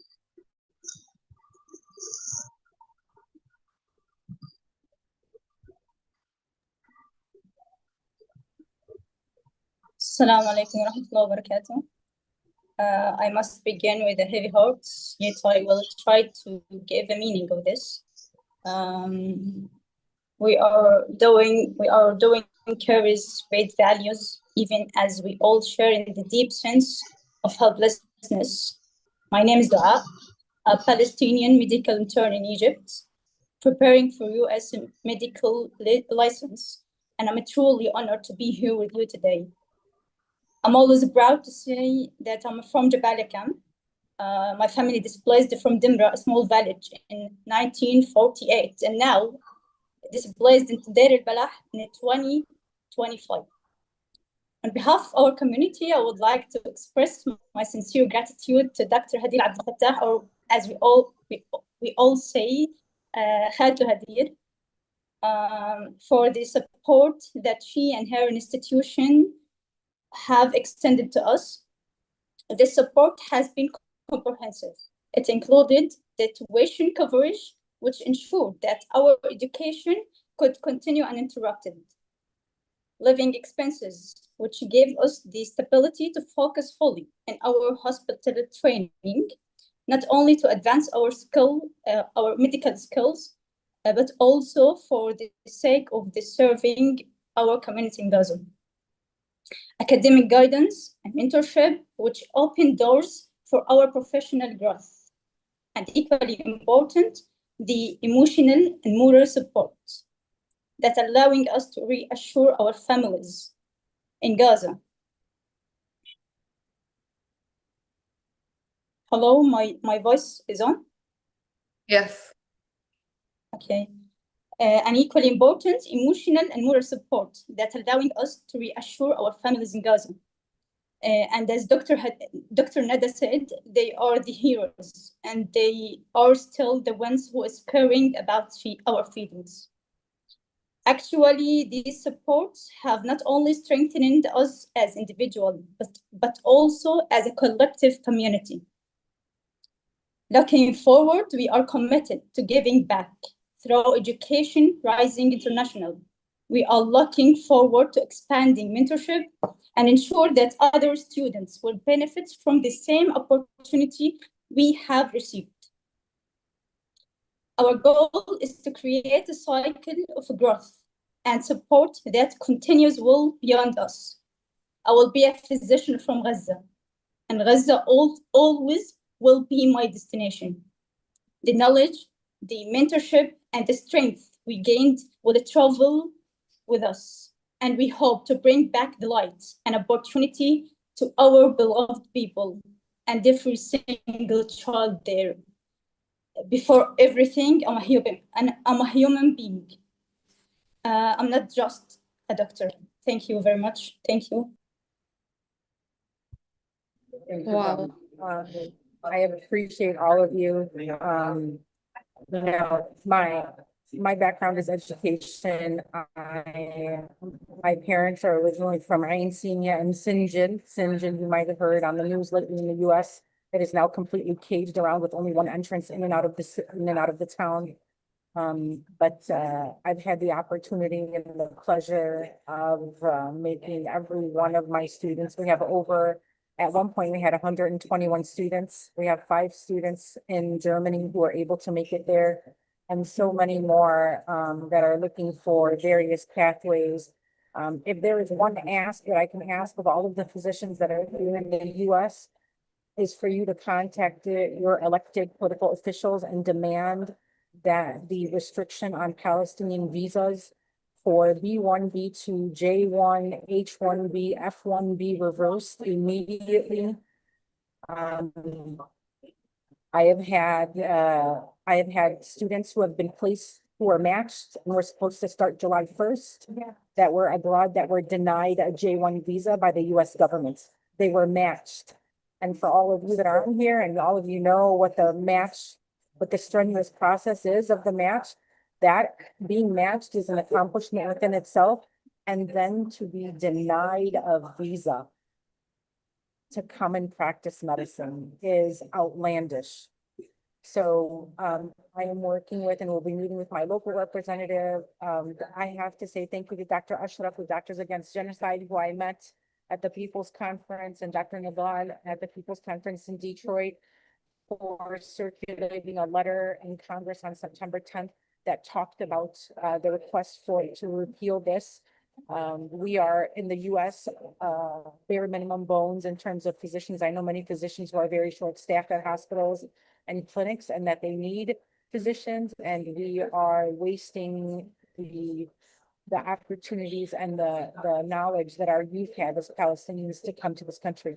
And I think Dr. Nadal had mentioned that we owe it to them to give them these opportunities so that way they can go back and help rebuild a system that we as Americans with our tax dollars have devastated the healthcare system in Gaza. And so the 5 students that were here today are just a sample of the over 100+ students that I've had the pleasure of meeting and going to Egypt 5 times in the last 17 months to sit with them and meet with them. And inshallah, the future has many, many things, and hopefully other things in store, inshallah, along with an end to the genocide that is taking place. But please feel free to follow us. Our website will be up and running soon, but we are Education Rising International.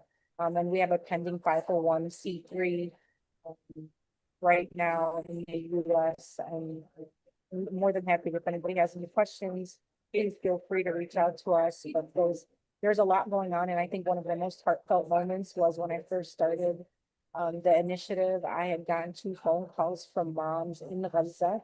I can't even imagine. Moms are being dropped and moms are calling me saying, "Hadi, flip عليكي." انت عن صح خالتهم, you are truly their aunt. Even though there's no blood relation between me and any of our students here, but to know that parents are like so thankful that it is one less worry that they have for their children who are abroad, that they are being taken care of. So we are looking for mentors. We are looking, it's not just financial. Anybody would love to mentor a student, sit and speak to them in English to build their English skills. There are all sorts of help that you can give and give back. And again, I appreciate this opportunity. Thank you so much for all of your work. Thank you. Thank you, Hadil. I think I'm too old to tell you Khalto. I will say you are my younger sister because apparently I'm older than you, but it's so cute that they're all calling you Khalto. Khalto means you're our aunt. So all your students or your young doctors calling you this is really cute. And this is a testament that your hard work and dedication to help them is really needed, and it's really paying off. So this is a call for all our colleagues here and beyond to support Sister Hadil, to support the students. We are so proud of them, mashallah anhum. They look so impressive, so brilliant, so smart, so promising. And these are the young people who are going to rebuild Gaza, Gaza's healthcare system, Gaza hospital, Gaza infrastructure.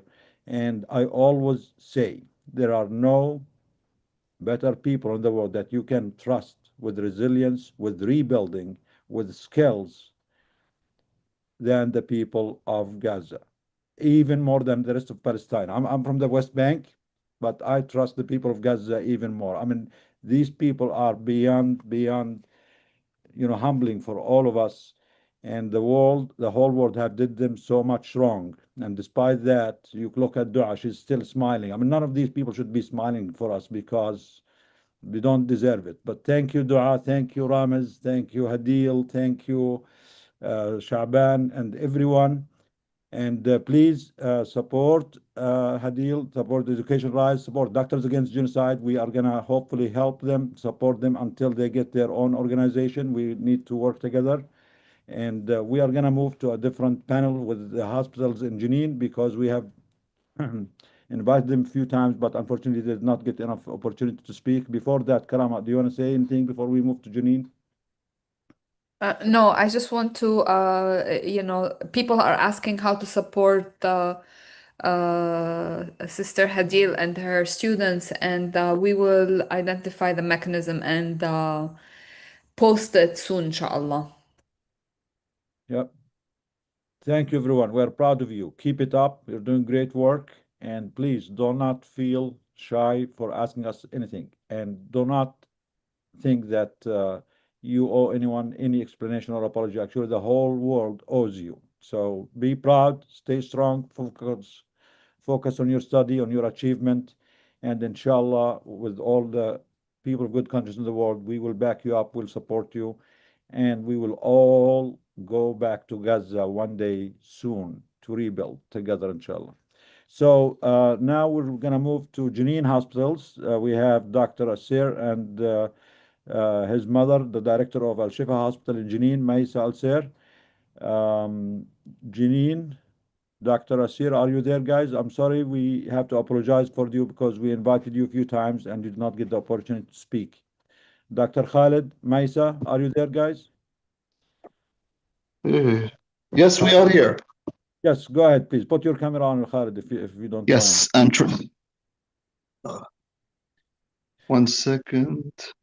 So there is a Shifa hospital in Jenin, and there is a Shifa hospital in Gaza, and both of them are under bombardment and stress and closure and difficult conditions, having a hard time to continue their operation. If you have a hard time with the camera, أنا بعتقد أنا بعتقد إنه في سامعني دكتور؟ يا سامعك تفضلي. So Maisa, أهلا وسهلا. أنا بدي أحكي بالعربي وابني رح يحكي بالإنجليزي. أنا بعتقد إنه في علاقة وطيدة بين شفا هوسبيتال إن جنين وشفا هوسبيتال إن غزة. لأنه أنا سيده لخالد اللي بنى المستشفى بناه بنفس السنة اللي تأسس شفا هوسبيتال إن غزة. ففي ناس كتير هون بيقولوا لي في علاقة وطيدة كانت بينهم وفي تعاون مشترك. Do you want to translate or you want me to translate, Khalid? So, Mrs. Yeah. said that both Al-Shifa hospitals, the one in Jenin, the one in Gaza, they were both built in the same year in the 1950s. What year was it built, Maisa? 1948. 1948. Oh, so the same year that the genocidal state was created. These hospitals are as old as the genocidal state of Israel. The تفضل. oldest hospital in Jenin, in Jenin and حوالين جنين، يعني هو من أقدم المستشفيات اللي انبنت في شمال فلسطين. So Al-Shifa Hospital in Jenin is the oldest hospital in Jenin, and we're gonna hear from her what's the situation now and how we can help them. So أخت ميسة أو خالد احكوا لنا what is the situation, what can we help you with? What's the situation now at your hospital? خالد مش موجود. الدكتور، احنا من 8 اشهر الوضع مأساوي جدا جدا في جنين. الوضع جدا سيء لانه احنا مستشفى الشفاء بطريقه لمخيم جنين، يعني كتير قريب، يعني اللي بيروح على المخيم بمرق من عند المستشفى. فاي وقت بيكون في اقتحام للمخيم طريق المستشفى بتكون عندنا مسكره، البنيه التحتيه كلها مهدمه، شوارع كلها يعني كلها مجروفة، يعني ما في أي يعني شو بدي أقول لك يعني إحنا فعلا لما بقول لك إنه إحنا غزة 2، فعلا إحنا غزة 2 في جنين. يعني خالد ممكن يقدر يوصف الأشياء الطبية أكثر مني لأنه هو دكتور. خلينا نترجم شو حكيتي قبل ما يجي خالد. So, Sister Maisa is saying that there is a genocide in the West Bank too, not just in Gaza, because we know that if you are a genocidaire, if you are a perpetrator of genocide, you will always be a perpetrator of genocide. You cannot be committing genocide in Gaza and committing humanitarian work or the most moral army in the West Bank. So the genocide is both in affecting all Palestine and the region, and genocidal state and genocidal army, genocidal ideology is a threat to humanity as a whole. She's saying that in the last 8 months since the attack on Jenin camp, since Al-Shifa hospital is the closest hospital to Jenin camp, there has been a huge attack on Al-Shifa hospital, huge restrictions on them, and they have been suffering immensely in the last 8 months because of the enclosure, because of the siege, and because of the attacks at the Jenin camp and the areas nearby the hospital. Her son, Dr. Khalid Al-Asir, he is in the US, and he's going to share with us the medical situation and the needs of Al-Shifa Hospital in Jenin. Khalid, we see you. Go ahead. تفضل Khalid. Unmute yourself, Khalid. Unmute yourself.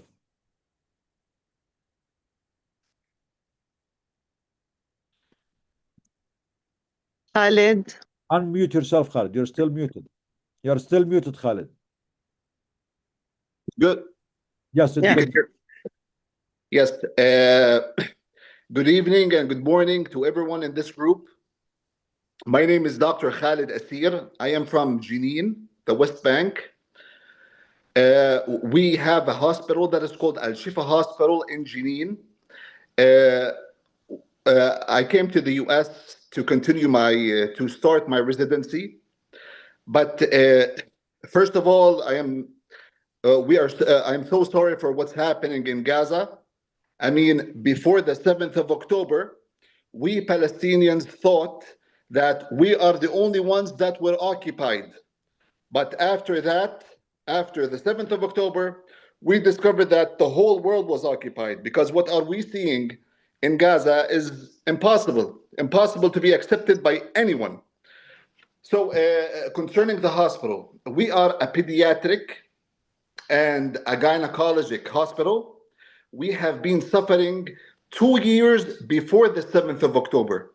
Every 2 days, the IDF occupied the city. They snipe children, they occupy, they close everything. So the situation in our city is very bad, very, very bad. Of course, we tried to knock a lot of doors in support because the financial situation in this city is bad. It's very hard for the people to pay for the medication. It's even if they want to go to the governmental hospital, they will take appointments for years after. So it's a hard situation, and we were looking for support because we have a big list of patients, of young children that need surgeries, but they can't afford it. And we as a hospital, we used to support. But now it's very difficult, especially after what's happening in Gaza. The situation in all the West Bank is very hard. Especially Jenin. Especially Jenin. Jenin and Jabalia. Jenin, Yes. Jenin and Jabalia, yes. Remember these Yes. two, Jenin The and same. Jabalia. They The do same. hurt. They do hurt the genociders of the most. That's why they attack Jenin and Jabalia the worse than any other place. صحيح We need صحيح. to support the Al-Shifa hospital in Jenin. It is also under genocidal onslaught like the hospitals in Gaza. Thank you, Dr. Khalid. Thank you, Maisa, for this. You're welcome. Please donate to Doctors Against Genocide. We do have a fundraiser and we have a program. Even if the name Jenin is not there, I think we have it at one point. I'm not able to locate it now, but any donation to DAG under any link, we will make sure that some of your donations will go to Al-Shifa Hospital in Jenin to support them with their critical mission, to support them provide care to the many cases that are waiting for surgery, who cannot afford surgery, who cannot afford treatment. Yes. The hospital is still functioning, but it's functioning under extreme circumstances, and any help we can give them will go a long way. تفضل Khalid. Yes, we have more than 50 young children below 6 years old needing surgeries. We tried to help. We helped a lot, but to continue with our process in supporting these people, these patients, we have to keep knocking doors. I know that the situation is very bad in Gaza right now, and what we can do to support them, we do. But any support that would come to the hospital in Jenin will be very helpful. Inshallah, yes, inshallah. We promise you, Khalid and Sister Maisa, that we are gonna support the Shifa Hospital in Jenin and other, vulnerable communities in the West Bank as much and as long as we're supporting the communities in Gaza. Thank you for being here. For You're the welcome. time. Yeah, Thank you. الله ثانك يخليك. يو دكتور، ثانك يو. يعني انت فعلا انسان رائع اللي انت كل احد عم تعمل هذا الاشي عشان يساعد يعني تساعدنا وتساعد غزة. يعني هذا اشي كتير كبير إلنا كتير. الله يخليك والله واجبنا معلش شكرا I have شكرا. to move يعني we have too many speakers but we're مع honored to إنه have you and please join us every week and we'll give you updates. You can give us updates about the situation in Al-Shifa. I want to go to Dr. Huda Mahmoud from UK. She also have students who are in Gaza now who we need to share some urgent situations with us from Gaza. And we are sorry for the delay, but since those students are in Gaza, we need to hear from them now before they lose connection. Dr. Mahmoud, تفضلي. I know you, it seems you took the name of one of your students. So No, I did. And not لا حرام. So, Assalamu alaikum. I want to not talk very much. I did take the name of Dr. Yad, who's a public health doctor in Gaza. And we have Jocelyn, also, who's a first-year intern in Gaza. And the work that we're going to talk about isn't as urgent as everything else, but is incredibly important. And I think comes down to what you were saying about we all have a role to play. And it's about playing that role. I just want to make sure that Jocelyn can say hello to us. And Jocelyn?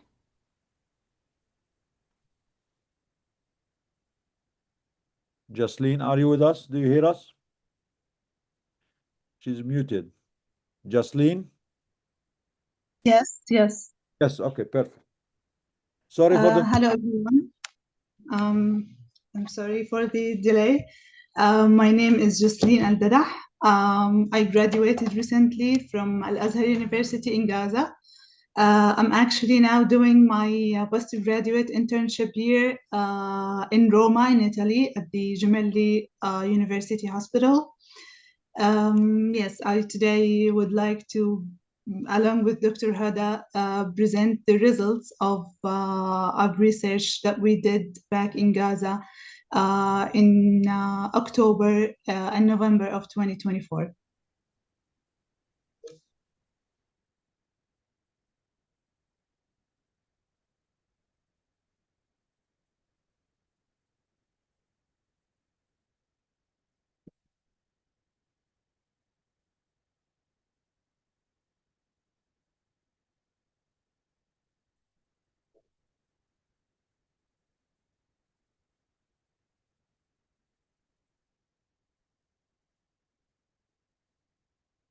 Yes, we see the presentation. You want to start, Jazli?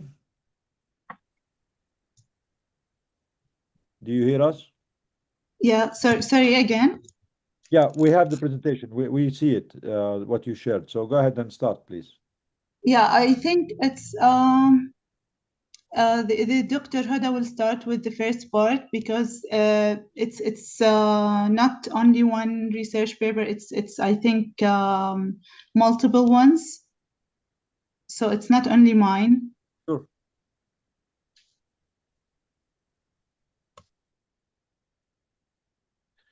Huda, you are muted, Huda.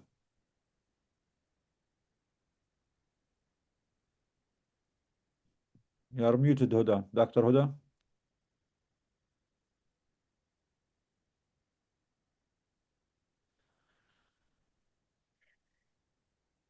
Okay, can you hear me now?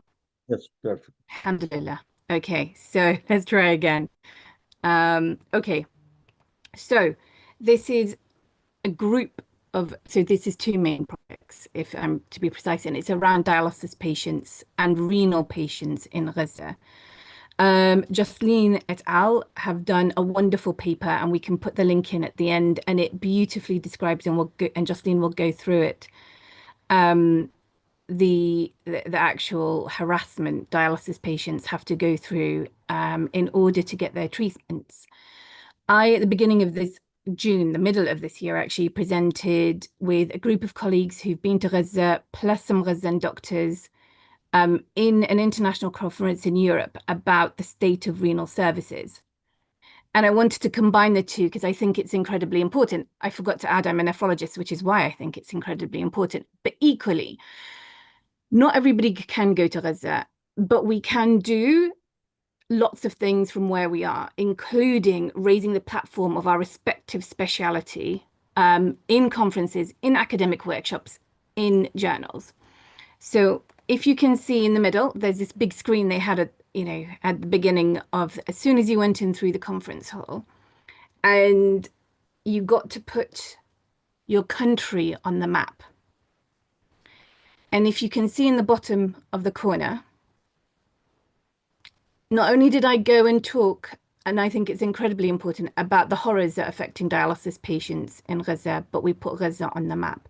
And just so that we're clear, Gaza will stay on the map.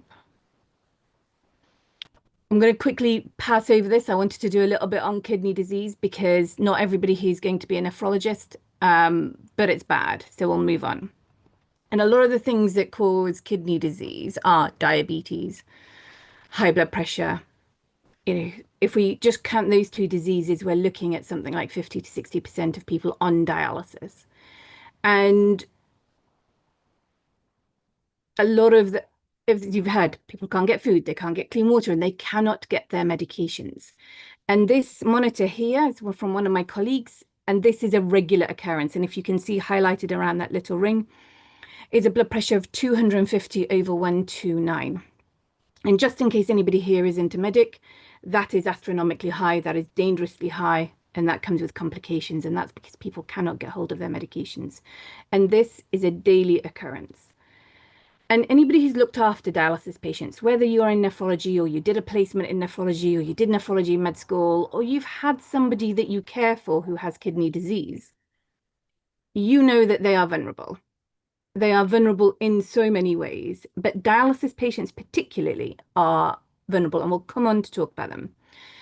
What is a kidney doctor talking about skin? I often wonder, but we know that impetigo is rampant in Gaza because of the malnutrition, because of the decreased sanitation, because of the cramped conditions. But for those of you who don't know, there is something called post-infectious GN, post-infectious glomerulonephritis. So because this is actually so significant in the skin condition, it then causes an autoimmune response and attacks, if you like, the kidney. Now, I will tell you, I've seen a handful of cases of post-infectious GN for a variety of reasons in my career. The data I got from Gaza was prior to the genocide. They saw 1 post-infectious GN in Gaza in a year. I want to put this into context. They now see 2 to 3 patients with post-infectious GN in a week. I just want you to hold that thought. Equally, how do we diagnose post-infectious GN? With kidney biopsies. Pathology services are obsolete. Let's talk about kidney transplantation, and then we'll move on to dialysis. So it's very interesting to me about kidney transplant. I only knew this when I was preparing for this slide, but the first renal kidney transplant was in 2013 in Gaza. And do you know how it happened? They did a pairing. The International Society of Nephrology did a pairing with, I think it was Al-Shifa Hospital and Liverpool Hospital in the United Kingdom. Has the Liverpool Hospital in the United Kingdom said anything against the atrocities that are happening in Gaza? No, but they were happy to partner. I think it's important to note that so there were already 330 patients with a transplant. No transplants have happened since the genocide began. Transplantation is a lifeline for young dialysis patients. And I just want you to look at the 15% have rejected during the genocide compared to 2 per annum pre-genocide. They're not getting their immunosuppression. Even if they're getting their new immunosuppression, they're malnourished, so they're not absorbing it, so they are more likely to reject. Let's talk about hemodialysis. I hope this map is as correct as I can do it. I did it myself, and I've put on there the dialysis units in Gaza. Pre-genocide is at the top of the screen, and post-genocide is at the bottom of the screen. 41% of the original, roughly 1,100, I know this says 995, but the numbers slightly vary because we are dealing with a genocide. But the estimation is that 41% of the original dialysis population are dead. For all the reasons that not accessing dialysis, trauma, the unfortunate, the horrible things that are happening in Gaza. And if you look, there are now less dialysis units. And this then goes on to talk about Nur al-Ka'bi dialysis unit in an Indonesian hospital. And it was one of the first units that I'm aware of to actually stop because it was attacked. Patients were then moved to Al-Shifa. And then, because the Palestinians are amazing, they decorated it and they reopened it. These images are from June of this year. So after it was decorated, the damage repaired, and the dialysis unit opened again, what you can see in the top screens are bulldozers and tanks. And you can see in the top, I think my right screen, as they bring down the building, the dialysis building. And as you can see in the bottom is what remains of that dialysis unit. So it's really important when we're talking about these things that this is a medicide. These patients are vulnerable. Without dialysis, they die. And this is a dialysis unit. And if I go back, this dialysis unit used to cater to 150 patients.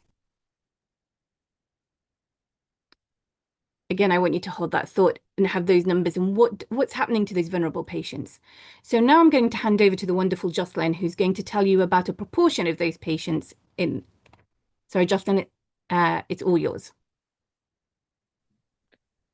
Thank you, Dr. Huda. Thank you so much, Dr. Huda, for this presentation. again, I'm Jocelyn Al-Dadah. I graduated recently, like a few months ago from Al-Azhar University in Gaza. And this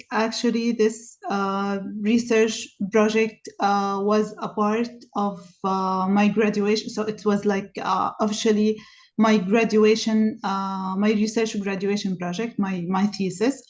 And it was under the supervision of Dr. Aida Hallis, and I did it also with a group of my friends who some of them remain in Gaza till this moment, and some of them are out of the Gaza Strip now. So we chose actually to study the situation of the hemodialysis patients or the end-stage kidney disease patients during the current genocide, the challenges that they faced, and the outcomes that happened to them during this critical time. Because as far as we know, until that moment we did the research, nobody has studied the situation of those vulnerable patients during the war. So it's just a brief description of the socio-demographic characters of the patients. Our participants, like the mean age of patients was around 50 years of age. 47% of them were males. And actually, the vast majority of the patients we studied, like 86% of them, were chronically established on dialysis. This means that there are also a portion of patients who were actually diagnosed and started their treatment during the genocide, during the war. They were diagnosed during the war, and they started the hemodialysis or the peritoneal dialysis or a central line dialysis, whatever, during the war actually. Also 80% of the patients were displaced, of course, and half of them, around 51% of them, lived in tents. Also the other half didn't live in a very better conditions, because it was all like in rented apartments, houses that are not well prepared for a decent life. 70% of them also had difficulty accessing the hospital, which is absolutely normal because of difficulty transportation, because of the destructed streets, also because that it would be so dangerous because of the threat to their lives to go to the hospital sometimes, that actually made a lot of patients miss many dialysis sessions and brought them so many complications. Also 70% of them had weight loss, experienced weight loss. And this actually also made things pretty complicated for them, especially in those types of patients, because weight loss, malnutrition, everything, sometimes also masks, like the fluid they gained when they do not go into their sessions. So it was a pretty complicated and difficult situation for them. Dr. Huda, can you please move to the next slide? Thank you. Also, some of the, like a very brief description of the results that we get. Okay, about 69% of patients initially received 3 dialysis sessions per week. This is pretty much the normal situation in Gaza. Like most hemodialysis patients in specific have three dialysis sessions per week, and each session usually would last 4 hours. That situation, that duration or period of dialysis, of course, it changed during the war. So now most of the patients now only receive 2 dialysis sessions per week, and each dialysis session, each session of them would only last around 2 to 2.5 hours now.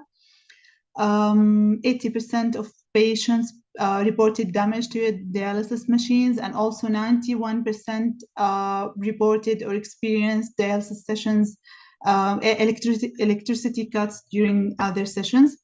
And usually many patients also reported that those electricity cuts or damages to their dialysis machines sometimes would last for several hours. So the patients would wait in the hospital or in the center for several hours until they get the machines fixed or they get the electricity back. Also, 64% experienced gaps in dialysis due to displacement.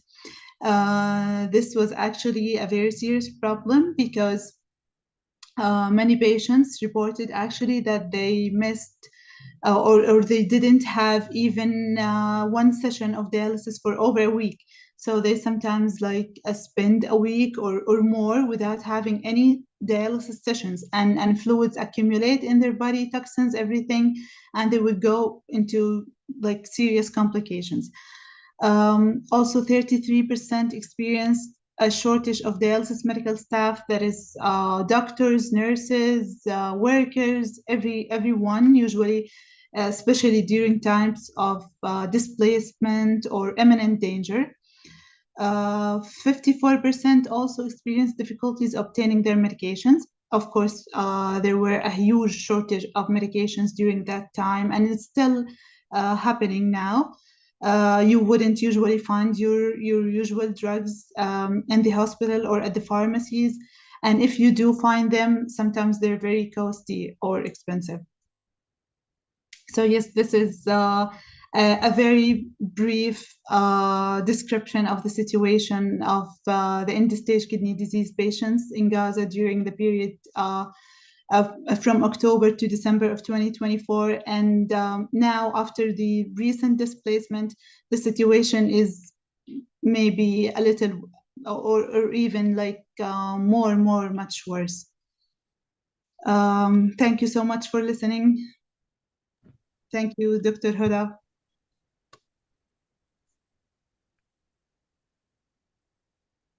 If anyone has a question or anything to address, I'll be happy to answer.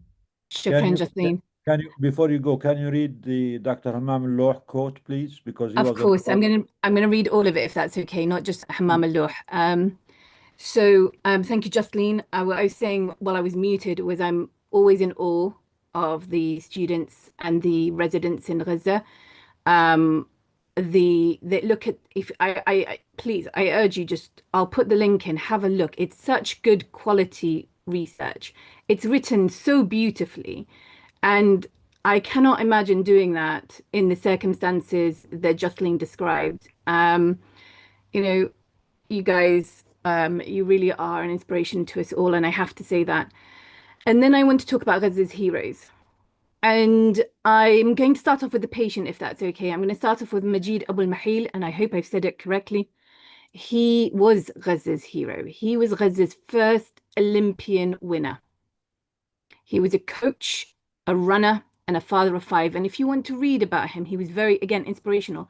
He used to run between to the borders so that he could coach in the West Bank. This was before, of course, the genocide.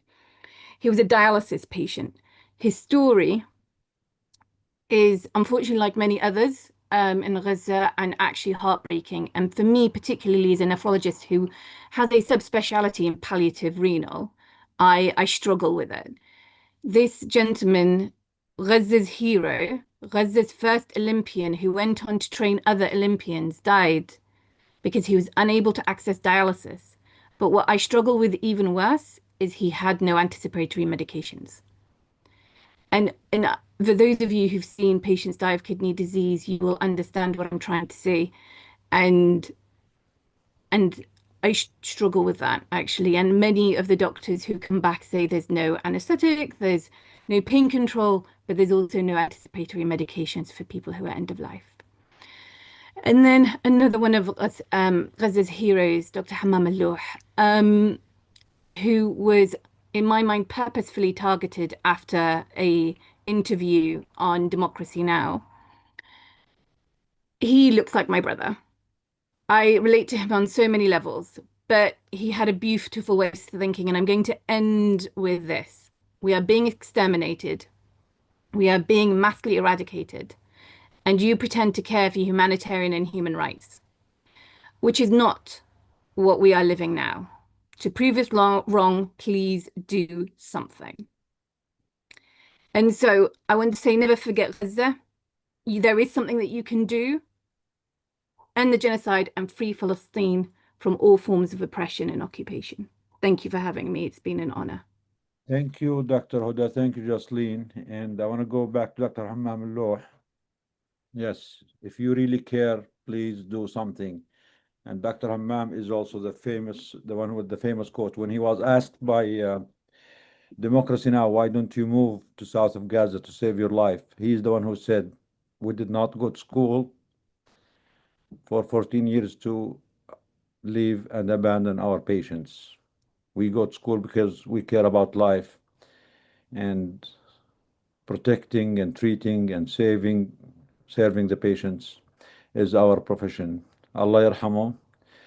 Wow, what an amazing research paper, what an amazing work, Dr. Huda and Jocelyn. This is really impressive. Please share it, and we want to actually maybe dedicate more time to learn about it and about their work. This is really impressive. Karama, I'm going to move on with I do have a comment to say. Just doing literature search about the challenges of medicine during genocide, we really do not have much from the different genocides around the world. And I think Gaza, unfortunately and sadly, is going to lead the scientific community on explaining how genocide is affecting every aspect of health. And that is because the doctors and the nurses and the medical professionals in Gaza are first rate. That is the only reason. Despite all the censoring and despite all the silencing, they are still able to publish, they are still able to write very excellent and comprehensive research papers. And it is on us, the people and the doctors who are outside of Gaza, to help them get the words out, get their work done.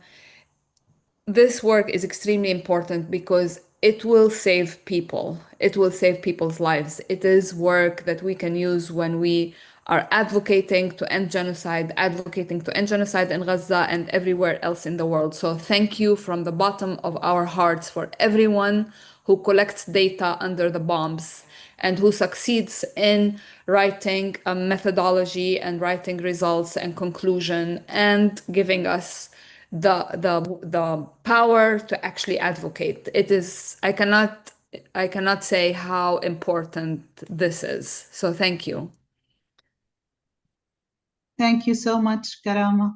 It's my pleasure to hear those words. It means a lot. Thank you. Of course. Karama, you want to move our panel, our colleagues from Congo? Go ahead. Yes, please.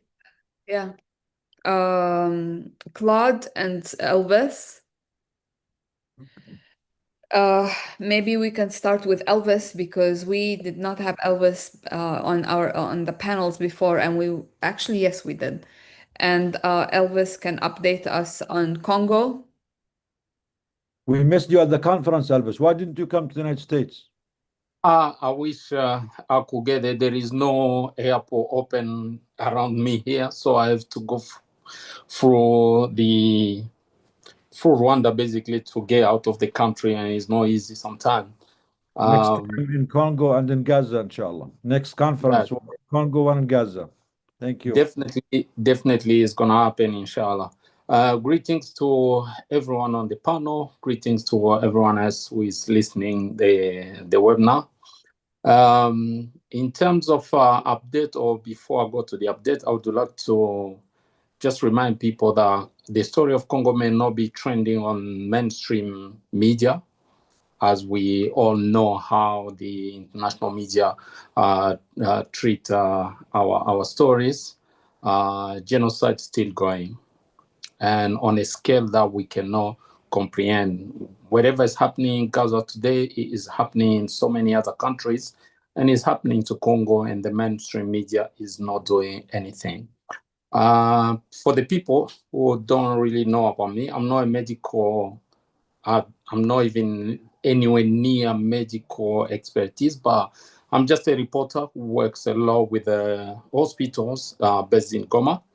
And what I can tell you that for the last 2 weeks, we came across a lot of cases of babies born with malformation. We are not comprehending. We are not coming to the understanding why. The majority of those babies are born from young. When we talk about young girls aged between 13 and 18 who were raped, and the result, the babies are born with malformation. Today we met two. One of them was born without sex. Basically, they don't know which gender the baby is, and I know most of you may understand or may know what it is. They have to wait until the baby gets 1 year to get surgery so that they can know exactly which gender is. So we've got the mom and the baby with us at Ubuntu. And another baby was born 2 months ago. And the baby with the mom were kept in the hospital because they could not afford to pay the first surgery. The baby was born without the back passage, so they had to do the first surgery so that the baby, all the stuff can be moving. I don't know the technical word. I'm really sorry. So he had the first surgery so that the baby can do from the stomach. So they have to create a hole. Then we are waiting for the baby to get to 5 kilos so that they can try to see if he can go through surgery. Those are the few cases that we came across. And also we visited 3 local hospitals. There are a good number of women coming from the displacement background. For the people who are not familiar with the situation of displacement in Congo, the report from January, before the rebels took control of the east of Congo, there were 94 plus displacement camps, and the official numbers of internal displaced were 7 million.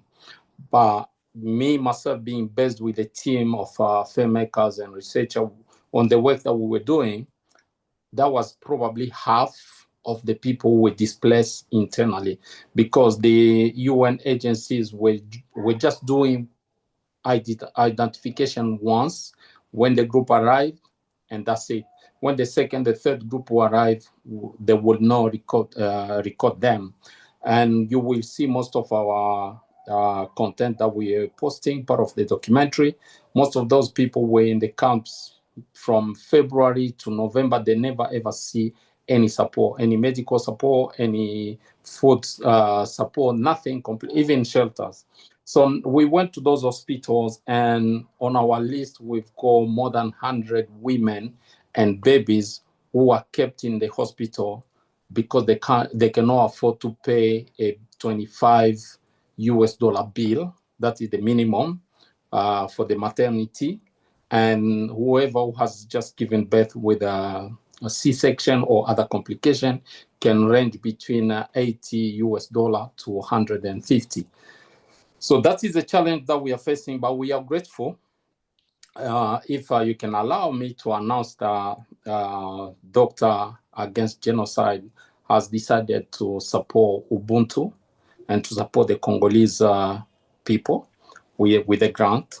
And I can tell you that the grant will be allocated to support all those women.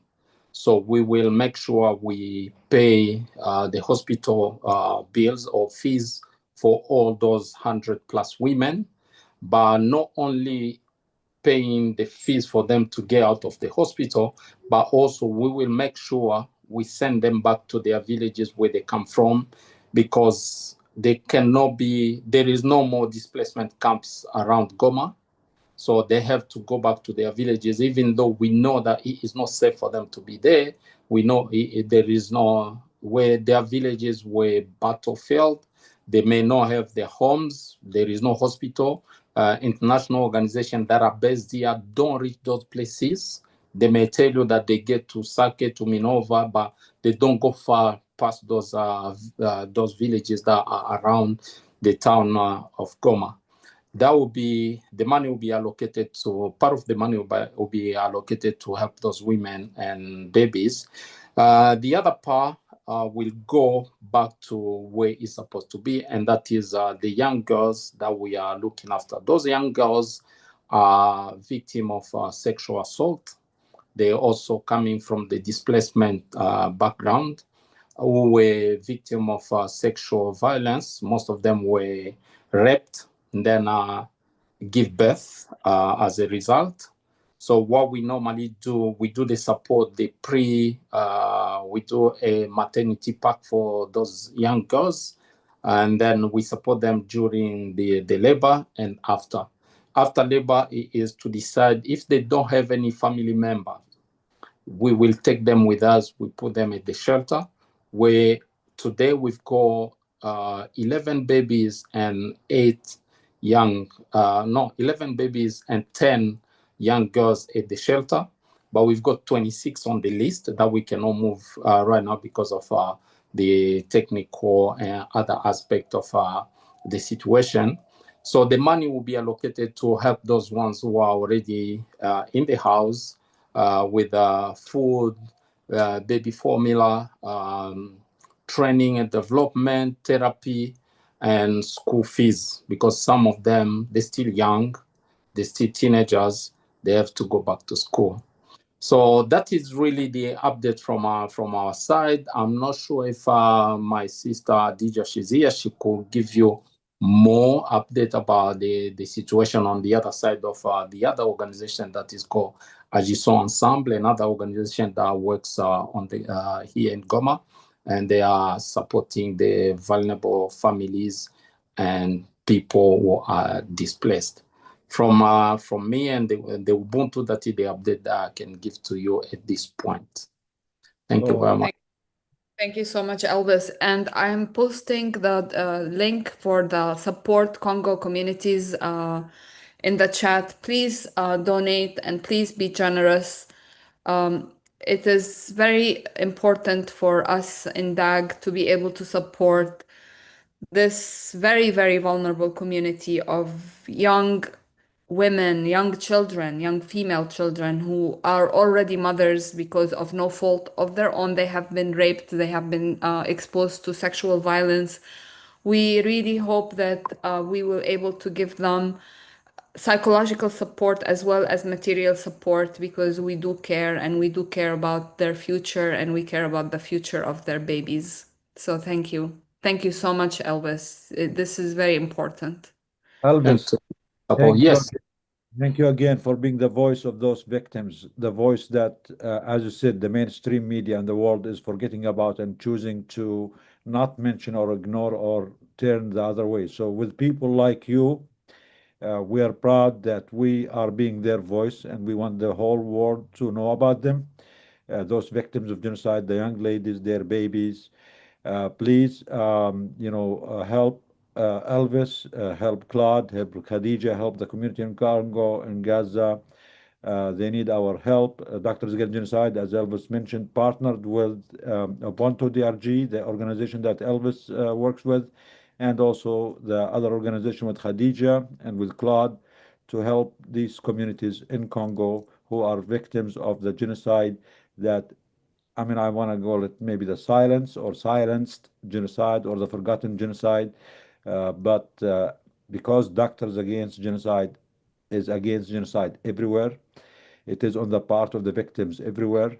It is our moral, professional, and legal duty and obligation to be on the side of the victims, to be the voice of the victims, to help support them in any way we can. Then it is an honor to have Elvis and Claude and Khadija. Now, who wants to go first, Khadija or Claude? You have to choose, guys. You are friends, so you choose. Don't get me in trouble. Hi, hello, Hi, doctors. Khadija. Hello, friends. I will just say a few words. I want to say, we don't see you, Khadija. Is that by purpose? Let's see. Hello. It was nice seeing both of you at the conference, by the way. We don't want to give up seeing you. Yes, hello everybody. My name is Hadija. I am with the organization Let's Act Together for Congo, also known as Agissons Ensemble in French. I was panelist at the conference this past weekend, and I just wanted to say a big thank you to the doctors, to the human rights activists, to all of the artists, all of the educators that we connected with during this time. It was such an honor. Thank you to DAG for extending your humanity to the Congolese cause. It is with a deep gratitude that we accept and receive the generous donation to continue doing this important work in our communities. As my brother Elvis has said, the need is immense, it is great, but with support like this, we are going to be able to do what we can to ease human suffering for the communities in Congo. Our organization is involved with supporting a children's home known as the Source of Life, and we will be posting updates on our page as we go to Source of Life Orphanage and support the caregivers there to give a medicine to children who are suffering chronic illnesses like kidney failure and HIV. We also go into community doing outreach to find people who are not able to make it to hospitals. We give them transportation to get to the nearby clinics and to be able to be given a prescription for whatever it is that is ailing them so that they have some kind of relief. We also are involved in providing basic necessities like food and building shelters for the people who are still displaced, 6 million people displaced in Congo because of resource extraction that is fueled by imperialism. So we thank you so much as Let's Act Together for Congo, and we will be in this community. We are still looking for contacts on the ground, and we have found some. So next weekend, hopefully, we will be able to hear from a psychologist who is based in Goma, and also some doctors at the clinic through which we are connected to the children who are receiving care for their chronic illnesses at the orphanage. So thank you so much to the doctors. Thank you so much for this community. It is an honor and a pleasure to be part of you all. Thank you. Hadija, we cannot wait to meet them in Congo. It will be really an honor. Thank you so much. Thank you. Thank you so much. Shukran. عفواً حبيبتي. Maybe Claude can go next. Thank you, Khadija, for the great work. And thank you. And as Karama said, we cannot wait to hear from our colleagues in Congo next week for more updates. And again, please support our people and the victims of genocide in Congo. Support Elvis' work, Khadija's work. The donation link is in the comments and also on our website. And the victims need every help we can give them. Please don't forget about our people in Congo. Claude, your turn. All yours now. Hello, everybody. Thank you for the time, and it was also for me. Oh, by the way, Habibi. I can't remember who it was that was like, I need to learn and say that all the time. So Habibi, everybody. At the conference, it was really empowering. One, not just the stories, to hear the stories of the people, but to hear the stories of those who are doing the work, from the doctors to the student activists, to the students, to the activists, to the local community, and everybody globally doing this work and pulling together. And as I said at the conference, I have great admiration for doctors who refuse to be neutral.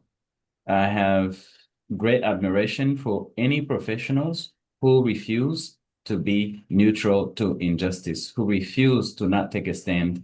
And that's why I love the work that you do, that the focus is advocacy and ending the conflict. Understanding humanitarian work is important and must be supported. But that can go on forever and ever if the conflict and the genocides are not ended, and if the perpetrators are not pursued. So in terms of the work that our organization and our partners and our network are doing is actually very aligned with DAG's work, which is We advocate, we educate, and we work on the front where we are pursuing justice for the victims and the survivors. We want to see an end. We want to confront the evil, and we want to call out the perpetrators so that the world knows. It's one thing to hear about this genocide and the horrible, horrible humanitarian crisis it is, and still live without knowing who's doing it. And so that's part of our work, is making sure who's doing it. And then for us, we organize in various parts of the world, including the US being one of the biggest donors to 2 countries that are actually committing genocide in Congo, Rwanda, and Uganda. And our tax dollars are at work there. So the advocacy work, what we would like to see and do in the future is to get plugged in and team up with DAG on the work on the Hill, for example, and some of the advocacy campaigns. We also have a justice initiative that we kicked off, as I said previously, and just thinking of how to best partner with you guys on that work.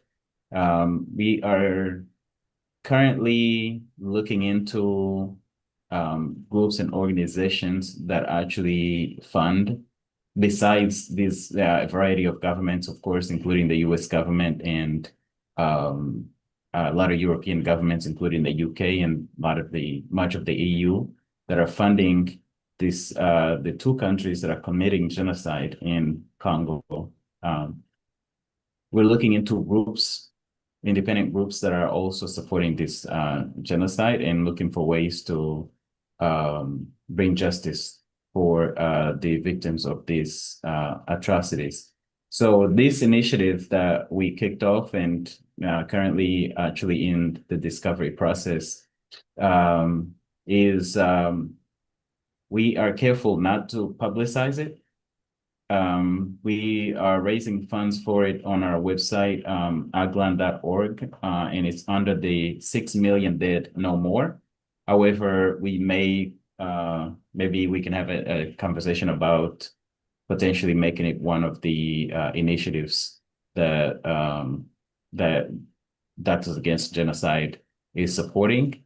We want to take it further and further. We've got a number of cases around the world that we continue to pursue to eventually crack this, difficult nut to crack. The other piece is we're looking into ways to be even more effective in not only advocacy, but campaigning.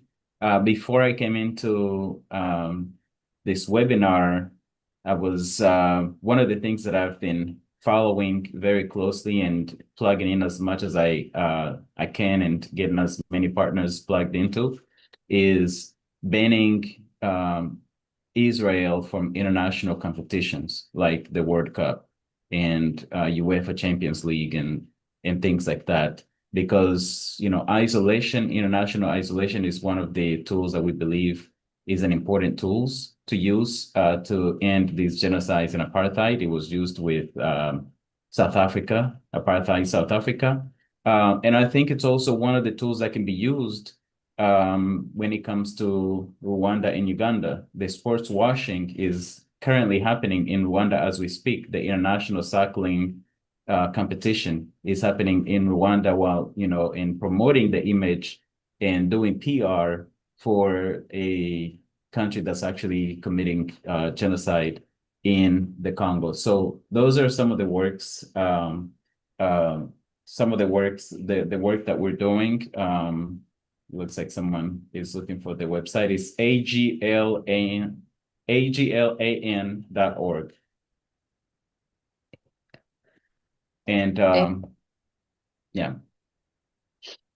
In any case, I would like to wrap it here, but our work is really, our focus is on pushing it further, getting this into the, continuing to get the story of the Congolese people in the mainstream media, getting the voices of the directly affected people to be heard widely. And also that's part of education, part of raising awareness, but also rallying people to the cause, because the Congo is the deadliest conflict and genocide since World War II, but it's also the most underreported. You barely ever hear about it. And when you hear about it, usually it's, the classic Western media play of they will go, they write a story, they'll make it look like it's just black on black crime. And then they'll ask one government official and another government official, and now they have a full story of both sides participated in the story. And we want the people who are directly affected to actually be the voices who are at the forefront of being heard. So that's the work. Thank you guys, and thank you for the conference last week. One of the takeaways from the conference was for us to connect you with medical practitioners and professionals in our network, whether they be around the world, so wherever our network intersects with medical practitioners, we are already working on those connections and looking forward to getting them connected and plugged into the work that you're doing. Amazing. Thank you so much, Claude. We're very proud of you, very proud of the work. We're so happy that you came with us, that you came to our conference. And connecting the struggles globally is very important. And also connecting the medical community globally, so that there is no excuse for us that we did not know. We need to raise awareness. We all should know that there are atrocities that are happening all over the world that are affecting the communities, affecting the health of the children, the health of the adults. And if we, the medical communities, stay silent on these things, who else is going to speak about it? This is the core of Doctors Against Genocide mission. And you are helping us tremendously by helping us build the connection with the victims of genocide in Congo, and connecting us with those who also take care of them, just like we connect with our incredible doctors and nurses and colleagues in Gaza, who raise so much awareness and who add so much to the knowledge, especially the medical knowledge on what is happening in Gaza. I am sure the same will happen in Congo, and we will only get stronger when we work together, and to a day when genocide ends everywhere. Inshallah, God's willing. Thank you. Thank you, Karama. Thank you, Claude. Thank you for joining us in the conference, joining us today. For those who don't know Claude is a survivor of the Rwandan genocide. Being a survivor of a genocide, he knows more than anyone else what it feels to live through a genocide. That's why he's been an advocate against genocide since then, especially against the genocide in Congo. So thank you for your work. Thank you for joining us. We learn from you every day, and thank you for making the connections. And please, yes, join us on the Hell on Advocacy Day. We want you and Khadija and anyone in your networks to come and join us our next day. Of course, Dania is here, so I'm not going to say more than it's October 8th, but she'll give you the details. So we need to join forces. And as you mentioned, the victims of genocide are the same all over the world. They are the poor people, the vulnerable communities, whether they're in Congo or in Sudan or in Gaza, and the perpetrators are the same. To your knowledge, Israel, the state of Israel, has supported every single genocide in the world since the Holocaust. Every single one of them. Israel has supported materially every single genocide that occurred in the world since the Holocaust, including the genocide in Congo. And Khadija talked a lot at length of this, because they exploit the money from the mines in Congo and they send them to build settlements in Palestine, the West Bank. The perpetrators are the same, who are making profits of wars, genocide, and exploiting the children. And thank you, Claude, and we cannot wait to hear more from our community. And again, our community, we are all humans. the people in Congo are our people, our community. We are all humans beyond any other designation, beyond colors, beyond professions, beyond everything else. Our people in Congo, we want to hear more from them next week. And it's 3 o'clock sharp. That's when we are joined by Doctors Against Genocide Inspirer-in-Chief, Dr. Ahmed Al-Farra. Dr. Ahmed, we were depressed the last 2 weeks because we could not hear from you. And I know the situation is still as bad or even worse, but just seeing you make us smile. I want to call you, you are the Doctors Against Genocide Inspirer-in-Chief. تفضل أهلا وسهلا أحمد. السلام عليكم ورحمة الله وبركاته. عليكم السلام. First, hello everyone. I'm very, very happy to be with you. How is everyone? Dania, Roxana, Karama, Nidal. I أنا want. تسألش عني، ردوا عليه يا جماعة، أنا تسألش عني. I don't want to forget anyone. Today I'm really we're confused and you know that we have nearly emergency situation now in Gaza because of the some critical situation in Gaza City. I will start from the last event about Al-Hilo Hospital. Al-Hilo Hospital, it located in Gaza, and it contains the NICU, neonatal ICU, and maternity section. Unfortunately, medical teams and patients now at this moment, if you saw Al Jazeera and the media, the hospital was targeted, and the patient are in the downstairs with it was targeted with 2 shells, and thankfully there were no injuries. Access to and from the hospital is impossible. There is 91 people currently inside the hospital, including patients and medical staff. Among them, 12 cases of the neonatal unit. We are in a big problem since nearly 1 or 2 weeks about the neonatal ICU and how we can evacuate the incubators from Gaza to here. As we mentioned before, that we are in 2 lines, and both the lines are very painful. We couldn't evacuate Gaza hospital because there is people there, and we want to support them, and we want to keep the services or medical access is available there. And also at the same time, the hospitals who were targeted, we want to preserve or to keep the incubators, the ICU beds, the instrument, the medical supplies that we need it as soon as possible, and we want to continue as possible to deal with it. So this is the problem that we are feeling about the Gaza hospitals now. Actually, we are in permanent and emergency meeting of the Higher Committee of Pediatrics. My position is I am the head of this committee.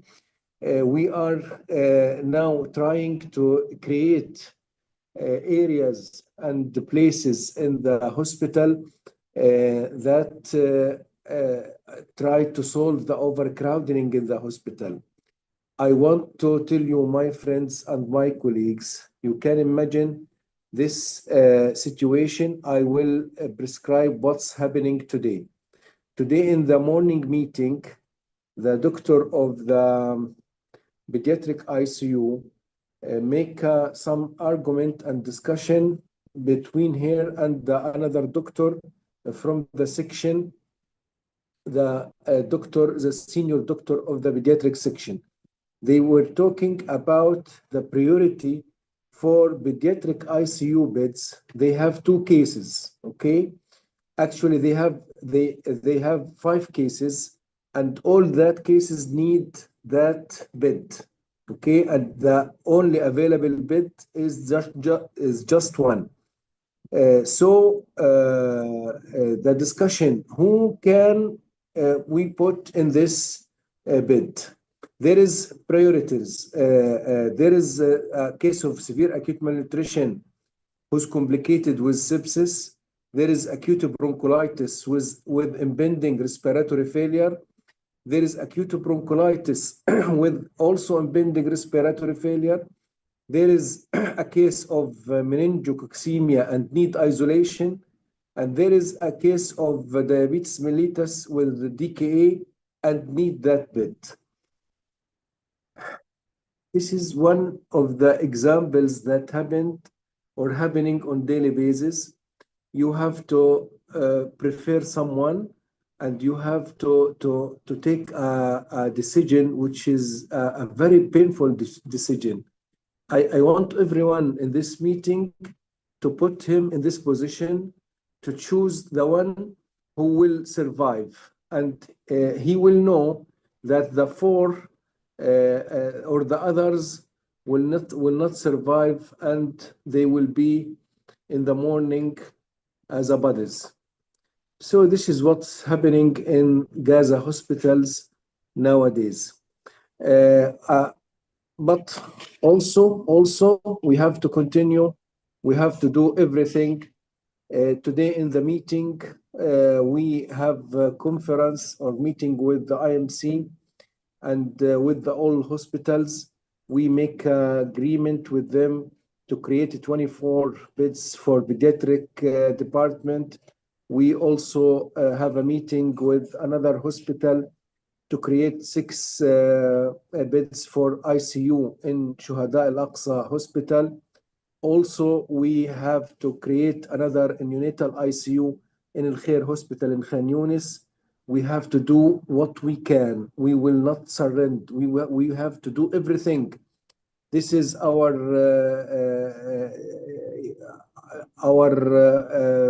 choice, and we cannot stop anyway. I want to express my thankful feeling and heart feeling toward I want to say our families in Jenin. You know, Dr. Nidal, we always respect them, all of the families and all our people in West Bank, in Jenin, Nablus, Tul Karim, Al Khalil. Actually, we share the same fate and the same destiny,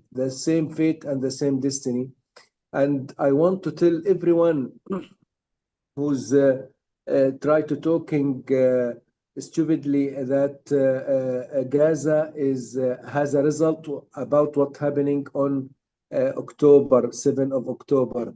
The West Bank, they haven't anything about 7 October. What's happening for them is the same genocide like Gaza, the same destruction, the same bombing. But unfortunately, the media is not covering the West Bank as it's covered Gaza, because I think everyone is involved in Gaza, and they have to talk about Gaza. So also from that, I have my friends from Jenin and from Nablus. I contact with them every day in media. They are brothers for us, and they are sharing all of our pain, and they are feeling about our pain.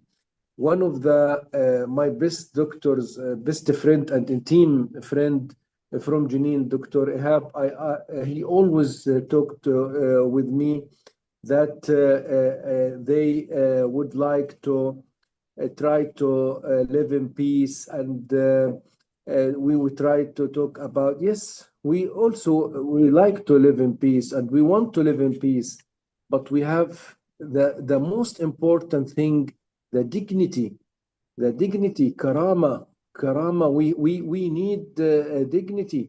What is your peace when some strange person is coming your village and can shout on your kids and burn your car and cut your olive tree and take your land and sometimes hit your babies and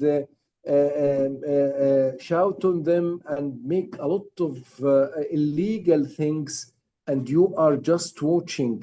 And when you try to call someone from the security, they told you that this is not from our job. Our job is just for something not belongs to that. So what is your job? If you don't protect your people, if you don't try to protect them, be a man for one time.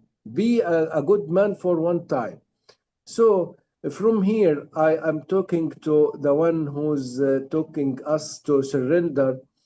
Please, please, please, my boss, you better watch your back and don't talk about us to surrender, because we are see everything happened for you.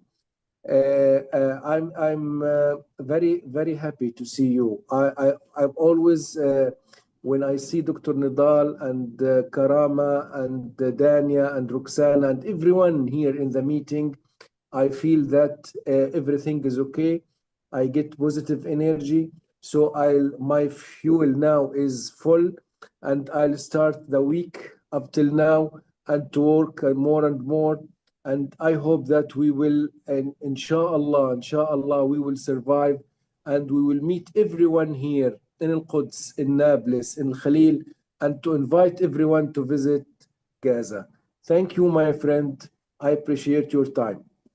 Thank you, Dr. Ahmed. Thank you. It's always a pleasure to hear from you, despite the painful situation that you are describing. So please, yes, we will not surrender as humans of conscience all over the world. We will not surrender to the powers of evil, to the dark forces that are mass murdering children and patients and doctors with false excuses. We know what is their goal. Their goal is to annihilate the people in Palestine, to take their land, and everything else is just an excuse. The same thing is happening in Congo and Sudan. They want the resources, they don't want the people. So those profiteers from genocide, from wars, they will never hear a surrender word from us. And we, the doctors, the healthcare workers who go to school and swear an oath to protect life, we will keep fighting until the last minute. So it's always great to hear from you, Dr. Ahmed. I want you now to hear from our colleagues in the panel. I'm going to tell you their names so you can remember next time, not to miss anyone. Starting with Martha, Dania, Alisa, Roxana, Khadija, Elvis, Tom, Claude, Imad, Mariam, Yiping, and Anar. So let's go. God bless them. God bless them. God bless everyone from them. What does karama mean? What does karama mean in English? Dignity. So karama means dignity. We all need karama. Karama, Yes. that's why she is the leader of DAG, because karama means dignity. For And those what who, does Nidal mean? for those who do not know how to Struggle. spell karama, What does karama, Nidal mean first? no, before this, Struggle. struggle for justice, not struggle for, I'm not a terrorist. I'm not calling for violence. I want every human being in the world to live in peace and in respect. So Karama gets very annoyed when everyone misspell her name or mispronounce her Karame, name. they say So Karame. please try to know the exact spelling of Karama, because it means dignity in Arabic. Karama means dignity. Try to spell it, or pronounce it right. And Nidal means struggle.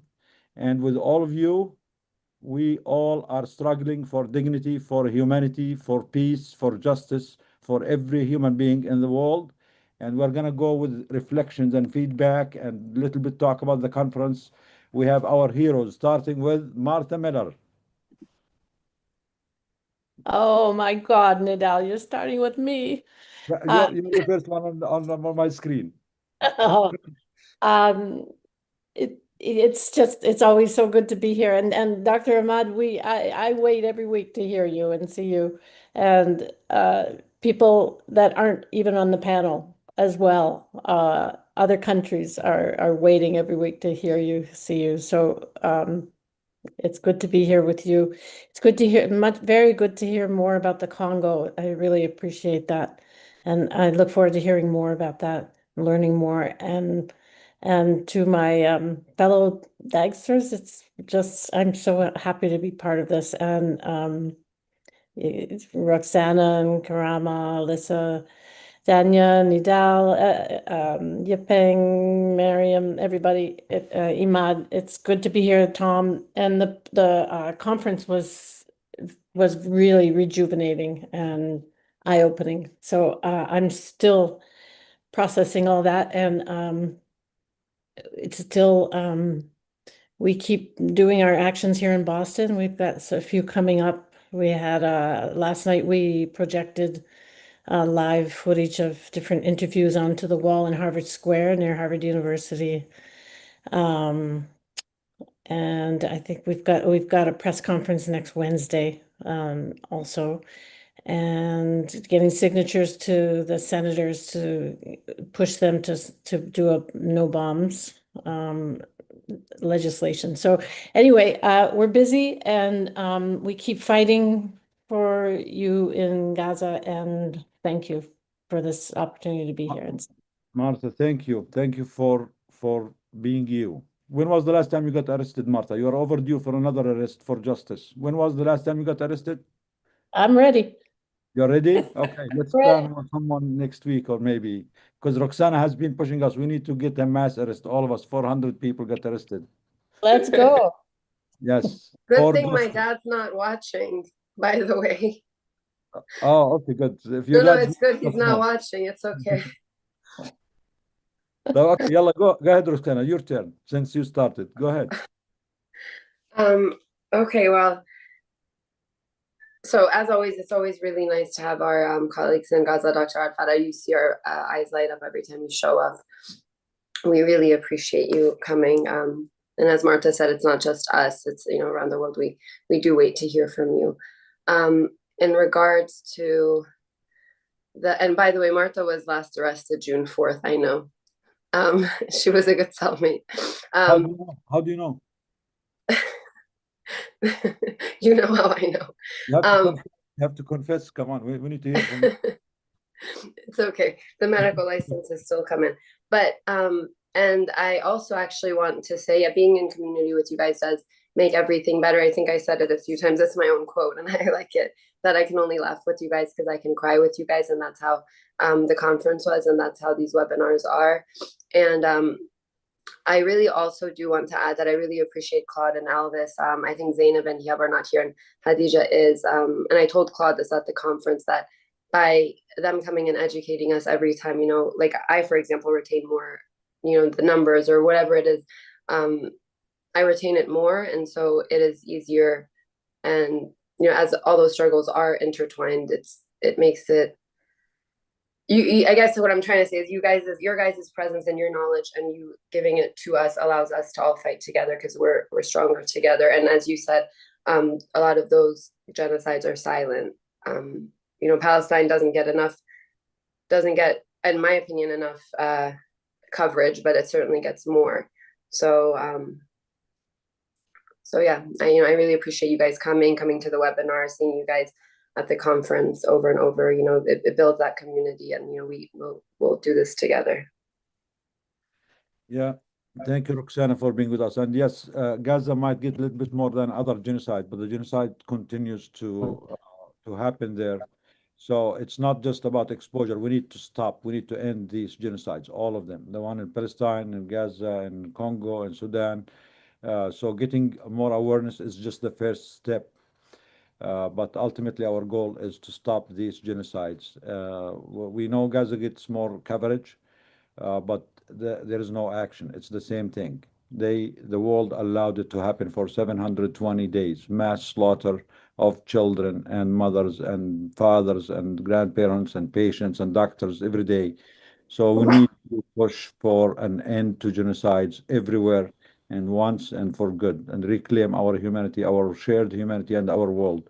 Thank you, Roxana, and despite all the difficulties, the personal difficulties that you have, we really appreciate that you keep showing up, you keep doing all what you can, and maybe one day we can have you share your personal experiences with us to see how difficult, or to compare between someone with these problems here in the United States compared to someone in Gaza.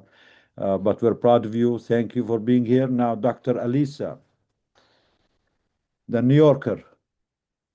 I missed you guys so much last weekend. Oh my God. But yeah, this past week I joined the second half of the protests when Netanyahu was here. But mostly going to see the Colombian president speak with Danya and Mary Beth. He is amazing. Like that man, he just doesn't, he has no like, you know, he just goes for it and he speaks truth. So it was beautiful to see that. As far as like other New York stuff coming up, Mary Beth and I are putting together a team to do the 5K October 12th at Prospect Park for anybody that's around and wants to join. It's fundraising for UNRWA. And then also thank you to everybody from Claude and Elvis for sharing information from the Congo, and then those teaching us about what dialysis patients are going through. Just in New York alone, like seeing my patients come into the ED and you know miss certain sessions, and like, you know, 2 sessions and then done. Like I just can only imagine seeing those patients in Gaza. And also the med students, that was so great to hear from them. If they do want to like help speaking English, I'm totally down because I need to learn Arabic. So if we could set that up, that'd be great.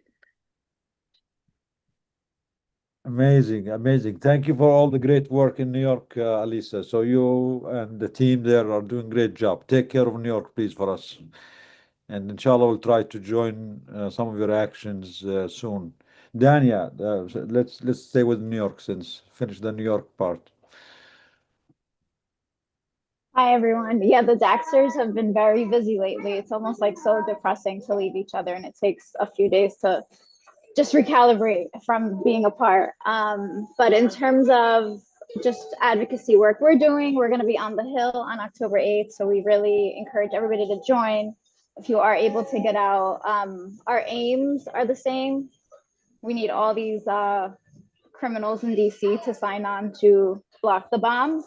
Our target list includes, there was a recent endorsement. Actually, while we were all together at the conference, the Progressive Caucus, as a caucus, is sponsoring the Block the Bomb. So what we're doing is we're targeting all the members that have not endorsed the Block the Bombs. We also were inspired at the conference by the community in Gaza and in Palestine in general with disabilities. They asked us to advocate on their behalf. So one of some of the representatives we'll be targeting are the representatives that sit on the Disability Caucus. So we'll be doing advocacy work on the community with disabilities behalf. And we just really encourage everybody to join us. I do think just keeping just everything happening in Gaza at the forefront, with all the turmoil going on here in the US, it's easily forgotten. And I just want to say thank you to Elvis, Adija. It's always so enlightening to hear from you guys. Yeah, and Dr. Ahmed, it's always so nice seeing you. It always brightens our week and our day. And yeah, that's it. Thank you.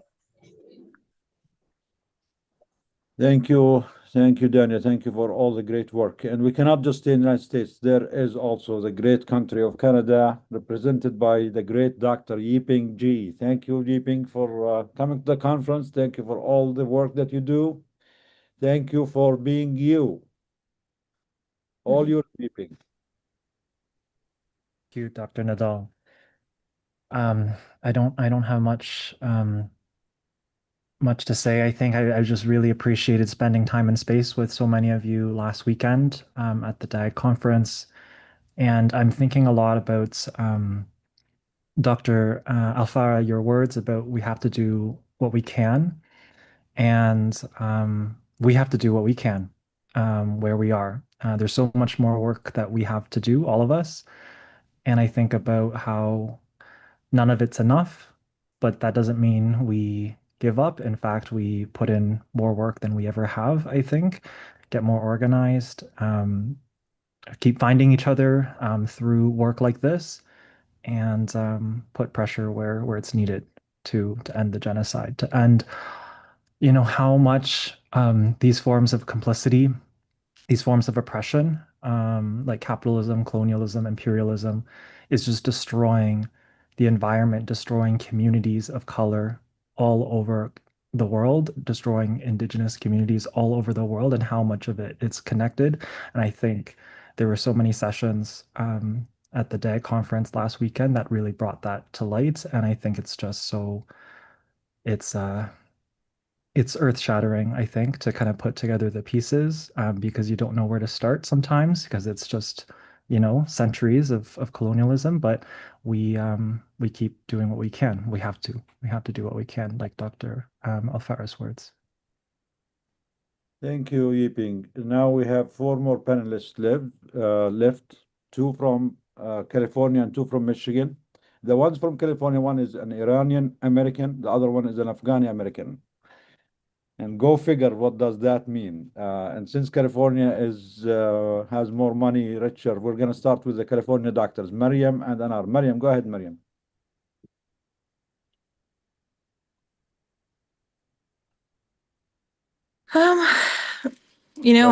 I'm still, kind of processing the conference last week. Like the others said, you really can't overemphasize the value of having a community of like-minded people and occasionally having the opportunity to be surrounded by them and, having meals with them. It is definitely like a little dose of like chicken soup for the soul sometimes as we do this work. So I'm glad that I got to attend the conference, no matter how sleep deprived I was doing it. Something that Claude mentioned about how we have to work to like isolate the Zionist regime kind of echoes a conversation I had with one of the attendees at the conference last week. And it was specifically about how we can exert pressure through medical organizations. Now, obviously, our American medical organizations are complete failures, and I'd hate to be anyone on the board of any of these organizations when the history books finally start writing about this period of time. But they mentioned how they think that the way to truly exert power as healthcare workers is probably going to be to go to the international organizations that govern our various specialties and have international pressure to expel Israel from these organizations. So like Liza was a part of a group of doctors that was working on a letter for WONCA, and one of their asks, WONCA being the International Family Medicine Organization that just had a conference in Portugal. And one of their asks was to expel the Israeli Family Medicine Organization from WONCA. And I think that's probably going to be the most effective way for both emergency medicine, surgery, any of these organizations, is to have our international partners work to expel them, because America is complicit up to its eyeballs and beyond. So I thought that was an interesting take. I mean, not to say that we should cede any ground, because I think that was pretty well emphasized at the conference, that we cannot give an inch here in the US. But in terms of it being effective, we still have yet to have our organizations really make any statements about what's going on. I don't know if anything came out of the pediatric conference that was being done in Denver. I think I didn't get a chance to follow up to see how those protests went. But It's an interesting notion, the notion of really working to isolate them. And I think it's happening. It's just not happening fast enough for anyone's liking. I mean, it felt good to watch everyone, well, most everyone except the usual suspects walk out, of the UN when Netanyahu started speaking. Like, it gave me a little boost. Seeing all the Dagsters in New York outside the UN and everything, that felt good too. So there's progress being made, just it's never going to be fast enough for us. Yes. Thank you, Mariam, for joining us. Thank you for all the help or what you contribute to the cause, to humanity and to medicine. And don't forget, for those who are still here, the communities that need your help, please, donations. Our community in Congo and our communities in Gaza. The donation links are in the chat or on our website. Please don't forget to support them. Then we have Dr. Anar Silitz, a surgeon from California, who made it all the way to Michigan, despite for a few hours, but nonetheless, she insisted on coming, and it was an honor meeting here in person. Anar, go ahead. Well, thank you so much for having me on. It's an honor to be here as a friend of DAG who has followed your work, and I'm just very proud to be here on this panel with you all. And it was so wonderful to meet many of you. To Elvis, Hadija, and Claude on the front lines of genocide, thank you so much for everything that you're doing. It was amazing to hear from Dr. Al-Rub today and all of the incredible work that she's doing. And Dr. Al-Farah, it is an unbelievable honor for me to be on the same panel as you. I do not deserve to be here. You are amazing, you and your colleagues, the leadership that you have shown, and just being the light of all the best in medicine, protecting people and healing people through just the worst times. Sir, I cannot say enough to honor you. I've been trying to think about, practical things that we can do to try to help you and your colleagues. And I think we all go through phases of feeling, helplessness versus, the conference was definitely a high point. And obviously despair is not an option. So in terms of practical things, just to reiterate what everyone else said, the fundraiser is really, really important, and getting the word out as to how effective that's been. Also using our voices, those of us who are citizens of the United States, every political pressure that we can apply, I think, is also really important, and trying to be really strategic about that. But I also wonder if there are other things that we could be doing that are specialty specific, surgery specific. Some of the things that I've seen in videos recently, I don't know if there would be specific videos that we could distribute to the population that we could make here, get them to you, regarding, certain first aid things. I know that what we are dealing with is a lack of resources, and it's not really a lack of information, but, just brainstorming if there is anything else that is practical that we haven't explored. Please let me know. I will do anything to help you, sir. Thank you all so much for all the work that you do. This is an incredible group. Thank you. Thank you, Anar. Dr. Al-Farah, Dr. Anar is a trauma surgeon, and she's happy and willing to help with the students or surgeons in Gaza if they need any advice, any consultation. She offered her help to give advice or recommendations anytime they need. And inshallah, she's with us in the groups, and we will connect her. Anyone in Gaza who needs help with surgery, students, residents, if they need any, a supervisor for any procedure or something. We know that the doctors in Gaza are very well skilled, and they are the best of the world, but we're also ready to offer help anytime they need. Now let's go back home to Michigan. Doctors of Michigan, Dr. Imad Abu Arab and Dr. Tom Badroni. Dr. Imad, thank you for making it happen last week with the conference at the University of Michigan. It was all due to your help, your connections, your generosity, and you willing to take the risk, because we know many big universities in this country and all over the world would not dare allow Doctors Against Genocide to have a conference there or a faculty there to demand this. I don't know how you did it, but you did it, and we're proud of you, and God protect you, and thank you, Ahmed. Thank you all for those kind words. Well, Are thank these you. your kids? Naam? Are these your kids in the background? Yeah, they're playing in the paint. We should introduce them to Faraj, Mundir kids, Mundir Next kids. time. Next Yeah, time, Wallah, next time. inshallah. Yalla. To follow up on the New York crew, el pueblo unido nunca será, jamás será vencido. El pueblo unido nunca jamás será vencido. So I have Ecuadorian family. تعال. Translate, Habibi, translate. We don't know what you said. Ahlan. Hi, how are you? Hi, Sophia. Hi, Sophia. Sophia. Hi, Sophia. We want Sophia to be a friend with Intisar, with Mundir's daughter. Yes. Sophia's wearing your Colin Kaepernick jersey, by the way. How old is on Sophia? Sundays. How old? Sophia's 3 years old. Perfect. That's the same age of Intisar. How old is your son? Now. How old is your Jafar? Javier's 6. Same age 6. as Faraj is Munda's 5. kids. Wow. Yeah, alhamdulillah. Imagine having kids in Gaza. Wow, the same age. Tafadhal, Imad. Thank you, Wallah. Thank you. I just want to say that whenever in this space, I feel such joy and honor at the same time. And then Dr. Ahmad, yatik alaf afi. You and the crew in Gaza, you really are the greatest people on the planet.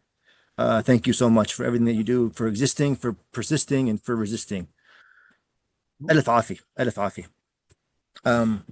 So the conference came and went. Somehow we pulled it off. I still don't know. I haven't got any feedback from the university. I haven't got anybody other than students being happy that it happened. And I was sad to not see a lot of my fellow faculty at the conference, to be frank. I was disappointed but not surprised, unfortunately. There were a few that were there that are kind of always with me, which was good to see. But yeah, for the most part, they didn't show up. I think it was a success. I think we had, again, like Mariam said, having the community and having the solidarity with our crew was great. People traveled from California, from Canada, from Washington, from Seattle. We had a few from Texas and Arizona as well. It was a really good crowd. My mom even came from Lebanon, which was great. Yes. From Omar. Yeah. Yeah, I kind of lost my train of thought, but I'm happy that we're together and we can keep doing the work. I think we have a lot to grow still. But I think that we're all green in these spaces. We're not, it's not our thing. We just see patients usually. So the advocacy, the organizing is all new to us. So I think we're learning as we go. But I think we're doing the best we can with the motivation and the drive given from the Gazan doctors. So thank you all. Thank you. Yes, because we are inspired by the Gaza people. If it can be done, we know how to do it, and we have all the most capable people in the world, and there is no mission that is impossible when we have you guys, all these great supporters for Gaza, for justice, for Congo, for humanity. So if it can be done, we promise the world that we're gonna do it, and we're gonna do it better than anyone else. I want to remind you, Imad, that a few months back when you have the idea of having the conference there, and none of us actually thought it will happen, but I want to remind you of your dream. Yeah. But your dream was to have Dr. Ahmed and Abu Safiya there at the conference. So next time, inshallah. They were there. They were all there in spirit. Inshallah, next time. No, I just wanted to add Ahmed Al-Farra and Dr. Abu Safiya in person at our next conference. So thank you very much. Thank you. I just want to add I guess some feedback from students about how important it was to intersect some of the struggles we were dealing with from all over the world, and especially in Africa. And I want to just add that how it came about with Hiyab being there from Tigray. Hiyab is a medical student at Michigan, and at the encampment, she was part of the medical student medic tent that they ran for the students at the camp. And I didn't know Hiyab before the encampment, and Hiyab as many encampments did, they did a lot of like educational activities during these encampments. And she gave a long talk about Tigray. And it just tells you how much Palestine hits everybody all over the world. It teaches life, it teaches, you know, resistance. And Hiyab was there for Palestine while her family was going through their own genocide in Tigray. And she was there for Palestine. And just the fact that people just they come together when they're struggling, and the beautiful struggle as they call it. It's just great. And then to have Claude in the space and Hadija and everybody, it was really good to see how together we really are undefeated together. We got to stick that way. We got to stay together.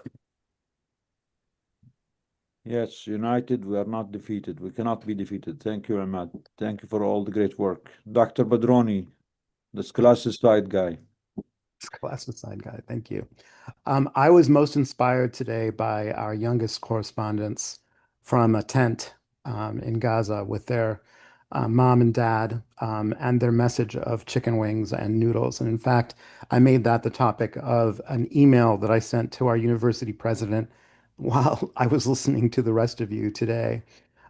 We have a new university president, or an interim anyway, because we got rid of our last one. Our last one just resigned a week and a half ago. She was famous for clamping down on beating her own students at the previous encampment and other events. And what she did that finally put the nail in the coffin for her is that she fired, or she put on leave with pay, but with no reason given, a very accomplished, popular, and successful Syrian dean of the medical school. And this was the final straw. The Board of Governors and unanimously the School of Medicine moved against her. That dean has now been restored. So what I was writing the president about and sharing about the noodles and the chicken wings was, under the previous president, even my Black nationalist dean had blocked numerous events related to Palestine that I tried to organize, 3 specifically. And so my message to the president was, is there a new ethos now, or should my dean still be scared of approving things that are of a scholarly nature, that meet every standard of being scholarly, of being topical, yet were refused because of her fear of immediately being fired? Apparently, her fears were justified, given what happened both to the previous provost and more recently to that dean who has now been reinstated under the new interim president. So it's a moment when we're asking, are we at a different time now? Can we now put on those events, or will we be shut down in a similar way? And there are good signs, because the president who became, or the person who is our interim president was the president of the law school, who was the one dean. He was the dean of the law school. He was the one dean who allowed us to actually have an event at which at which Mosa Abu Toha, before he received the Pulitzer Prize, presented, as did DAG leadership, Nidal and Karama, as did some of our presenters who were with us last week. Sundos Hamad presented there as well. So I'm hoping it's a new moment. I hope I hear back from the president soon.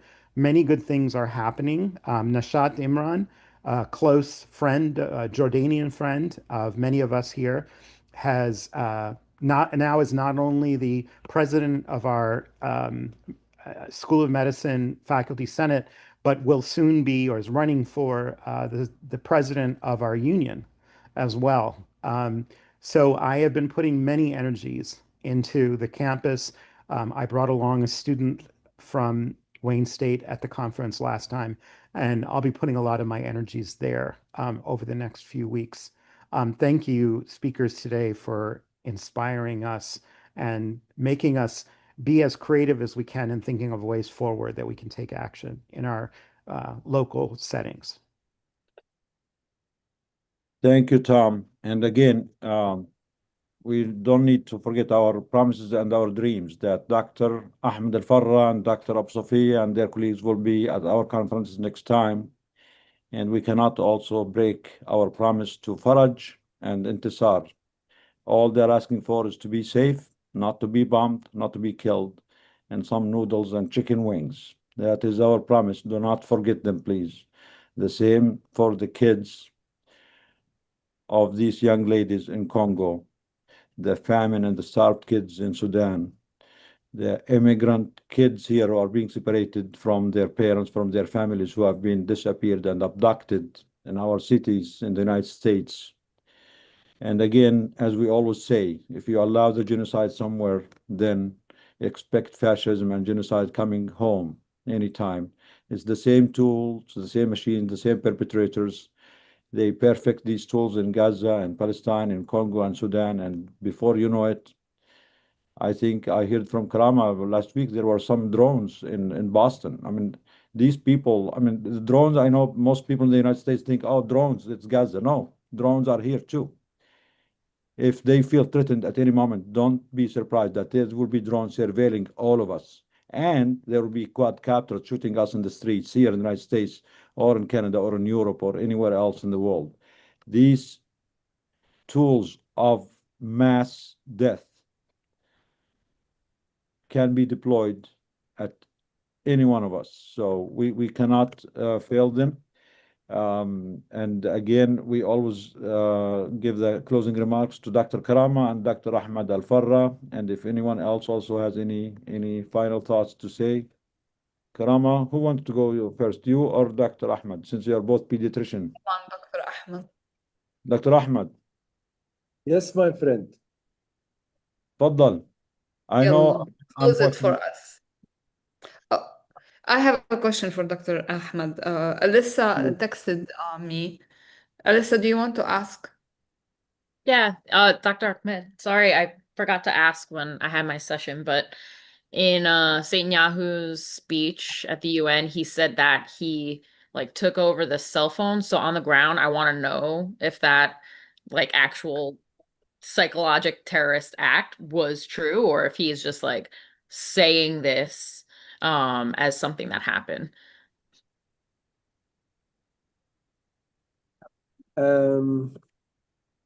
We don't trust what he's saying, and you know he's a big liar. We named him in Gaza nowadays the big evil or the big liar. We used to even his people are don't trust him about what he's talking about. You know, he always promised them about something and make another thing.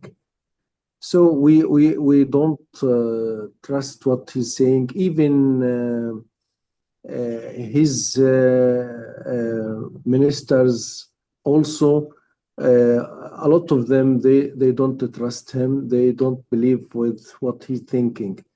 Again, this man is something he has trouble with mania or some psychological disturbance. He's always think that he's above the all people, above the all nation. This superiority is, I think, this superiority will terminate them actually, because they don't have limits, they don't have red lines. Sometimes they saw something in Iran, they attack Iran. Sometimes Lebanon, sometimes Syria. Looks like a mad man or someone who lost his control and go downstairs in the street. Everyone say him, he can slap him, he can hit someone and shout on another one. They don't respect any nation. They don't respect any humanity. They don't deal with the people, Palestinian people, as a human being. Even some voices from inside their journalists, their doctors, they are not agree with that happening with their army. and they sent to us that we are couldn't do anything. Here we have to differentiate again and again. We are not against Jewish. We have friends from them. I have friends from Jewish from outside Gaza. They talk to us frankly. We are against Zionists. We are against occupying Palestine. We have to live in peace with Muslims, with the Christians, with Jewish, with any another religion, with respect and with peace. But again, our problem was just a group of that nation or of that people that belongs to Zionists and what they occupy our land, and they still occupying it, and they make a big liar and the propaganda about that it belongs to them. So against when someone of the external affair of Ministry of External Affairs from United Kingdom asked me 1 week ago about what are you feeling, doctor, about recognizing Palestine state from United Kingdom. I told him what this will do for the false or the mistake that your government did since a lot of decades, when they give something for the one who not deserve and that not belongs to them. I'm talking about Balfour Promise, when they give the land of Palestine for Israeli settlement to sit and to occupy it. And again, please, my friend, you don't have to deal with the Palestinian with double standard theory. You are recognizing Palestine and all the quadcopter and all the drone who are killing Palestinian nowadays in Gaza City and in Khan Yunis City are supplied by United Kingdom. And the last thing, this Palestinian state that we are talking about is not something could be survived nowadays. We have to talk about a state that it is have borders, that it have some connection with countries outside. They have airports, they have dignity, they have everything to deal with the world. So I think that's what is happening. Again, my friend, every one of you is feeling that he's want to offer everything to the Palestinian people, want to help Dr. Anhar, Dania, Dr. Karama, Dr. Roxana, Dr. Elvis, Dr. Alisa, everyone, Dr. Mariam, I don't want to forget anyone. My friends, you're supporting, you're praying for Gaza. We feel it every time. We feel by every moment you are spending. This is your holiday today, and you take your family time to share this time with Palestine and with Gaza. This is more than everything, more than money, more than experience, more than this sympathy. I swear to God, we will not forget it. We will not forget it. This is the most important. We will see these happy faces, these optimistic faces, try to support us and to try to help us. I swear to God, this is invaluable, and I can't imagine and I can't describe my feeling about that. So thank you. If you want to help, keep contact with each other, keep contact on our Sunday, and I promise you, my friend, that inshallah, as soon as possible, all of us will be inshallah connected and gathered in Gaza or in Jerusalem as soon as possible. Thank you. Thank you, Dr. Ahmed. You're the winner of the hearts. I have seen more hearts coming while you speak more than I ever even caught to count or thought to count. So thank you. Thank you, my friend. Thank you. Thank you, Dr. Ahmed, our colleagues. We're trying to run a video from a new kindergarten in Gaza for the children because, again, we always need to remember that there are still, despite all the genocide, despite all the headache, the disaster that they went through, there's still more children and more women and more mothers and fathers who are still alive in Gaza, more doctors that they need our help. I'll try. I'm waiting on Ribhi and Karama to share this video we just received from a kindergarten in Khan Yunis.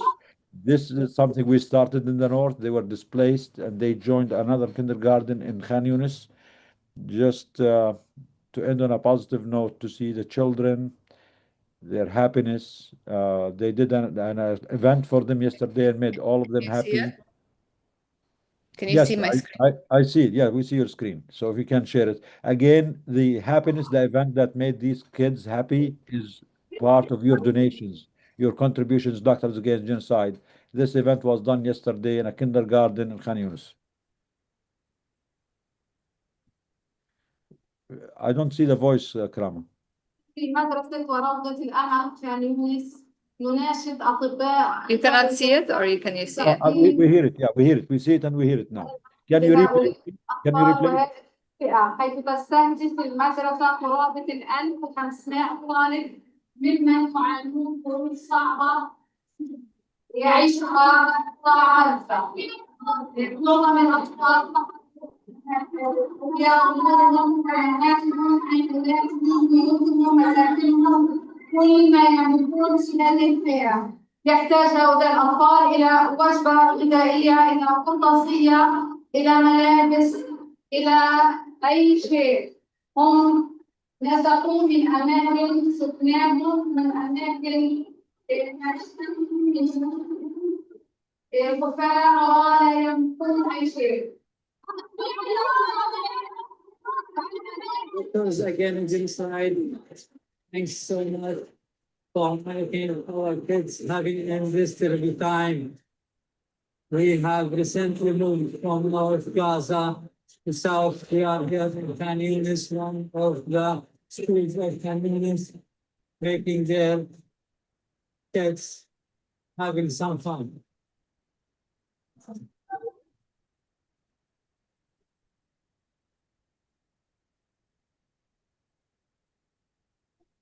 So Dr. Muhammad, we start with him.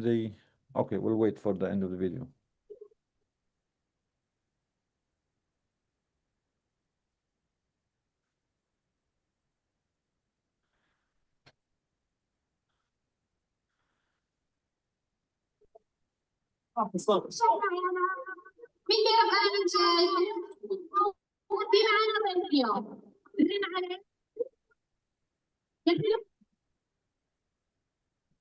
This fun activity was done yesterday to that school with the support of Doctors Against Genocide and our program Nabqa Hona.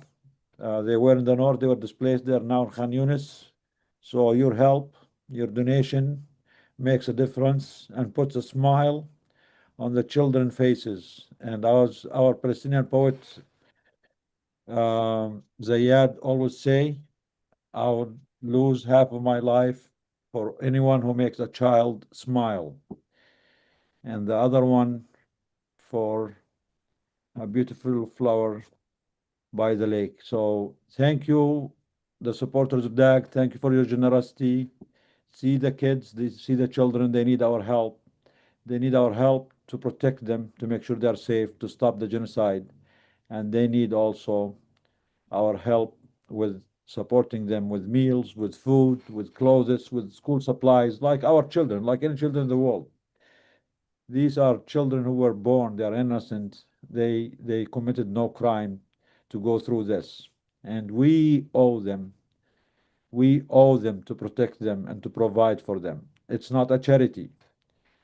Everything that Gaza needs is not a charity. Even the recognition of the Palestinian state, this is not a charity. This is our right as people, like any people in the world, to our country, to our state, to our freedom, to our independence, to our schools, to our hospitals, to our universities, to our doctors. This is our inherent right, and we will never surrender it to anyone. We are not better than anyone in the world, but we refuse to accept to be less. We will never accept to be less. We, the people in Gaza, in Palestine, in Congo, in Sudan, are not less than any other human in the world. Our children are not less than any other children.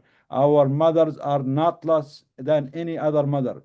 Our elderly, our fathers, our mothers, we have the right to everything like any human being enjoys, and we will not surrender it. And it is not conditional on the approval of anyone else, whether it's Israel or the United States or God or anyone else.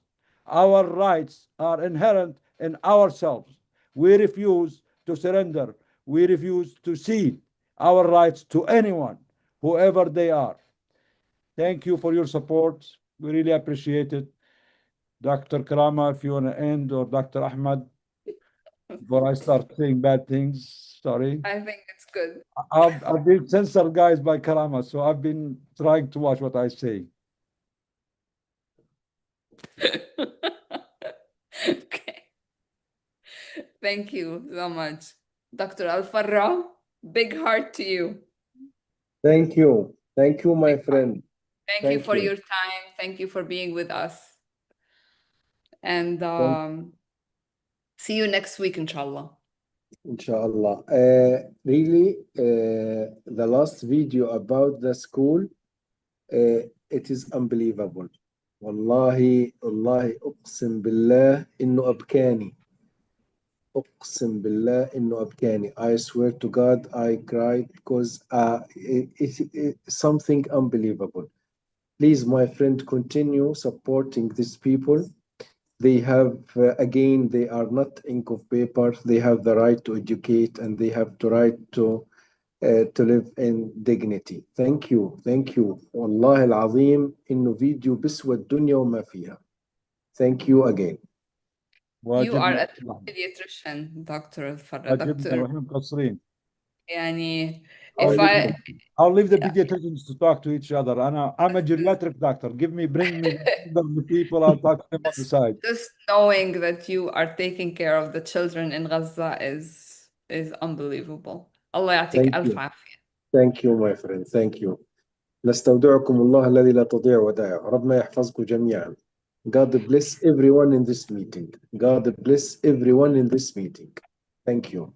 So, guys, we promised the people of Gaza and all victims of genocide in the world is to do everything we can to help them. And we consider them the high bar, because for them enduring this genocide for 2 years, they proved themselves beyond our imagination. So everything we try to do with Doctors Against Genocide, with your help, is nothing compared to what they are doing to, insist on their right to life, right to peace, right to dignity. But again, because the bar is high, we're trying to do everything. We are funding schools, we are funding hospitals, we are funding EMS, we are funding students, we are funding, refugee camp, displacement camps with food, with water, batteries, and equipment supply for the ambulances. We're also going to start funding some patients who were evacuated from Gaza now in Egypt, and they were left there without any adequate treatment. And they have chronic, conditions, they have urgent condition, critical conditions, they need medications. And unfortunately, when the medicine is a little bit too expensive, the hospital in Egypt are not providing this. So we're going to expand this. And the sky is limited. The needs are huge. And I put it in numbers. Starting next week, our project that we already have is going to be costing us $50,000 every day sent to Gaza, $50,000 between all of them. Now we're going about 25 a day. but also adding the volunteers in the hospital, the doctors, the nurses, and the technicians who have been working in the hospital for 2 years. Dr. Ahmed is a witness to this. Actually, he's the one. I want to thank you because you are the one actually who started this campaign. You notified us. There are doctors, nurses, technicians, paramedics who are newly graduated. They have been working in Gaza for free for the last 2 years because they just graduated recently, just before the genocide or during the genocide. And the Ministry of Health, because of the situation, are not accepting any new employees.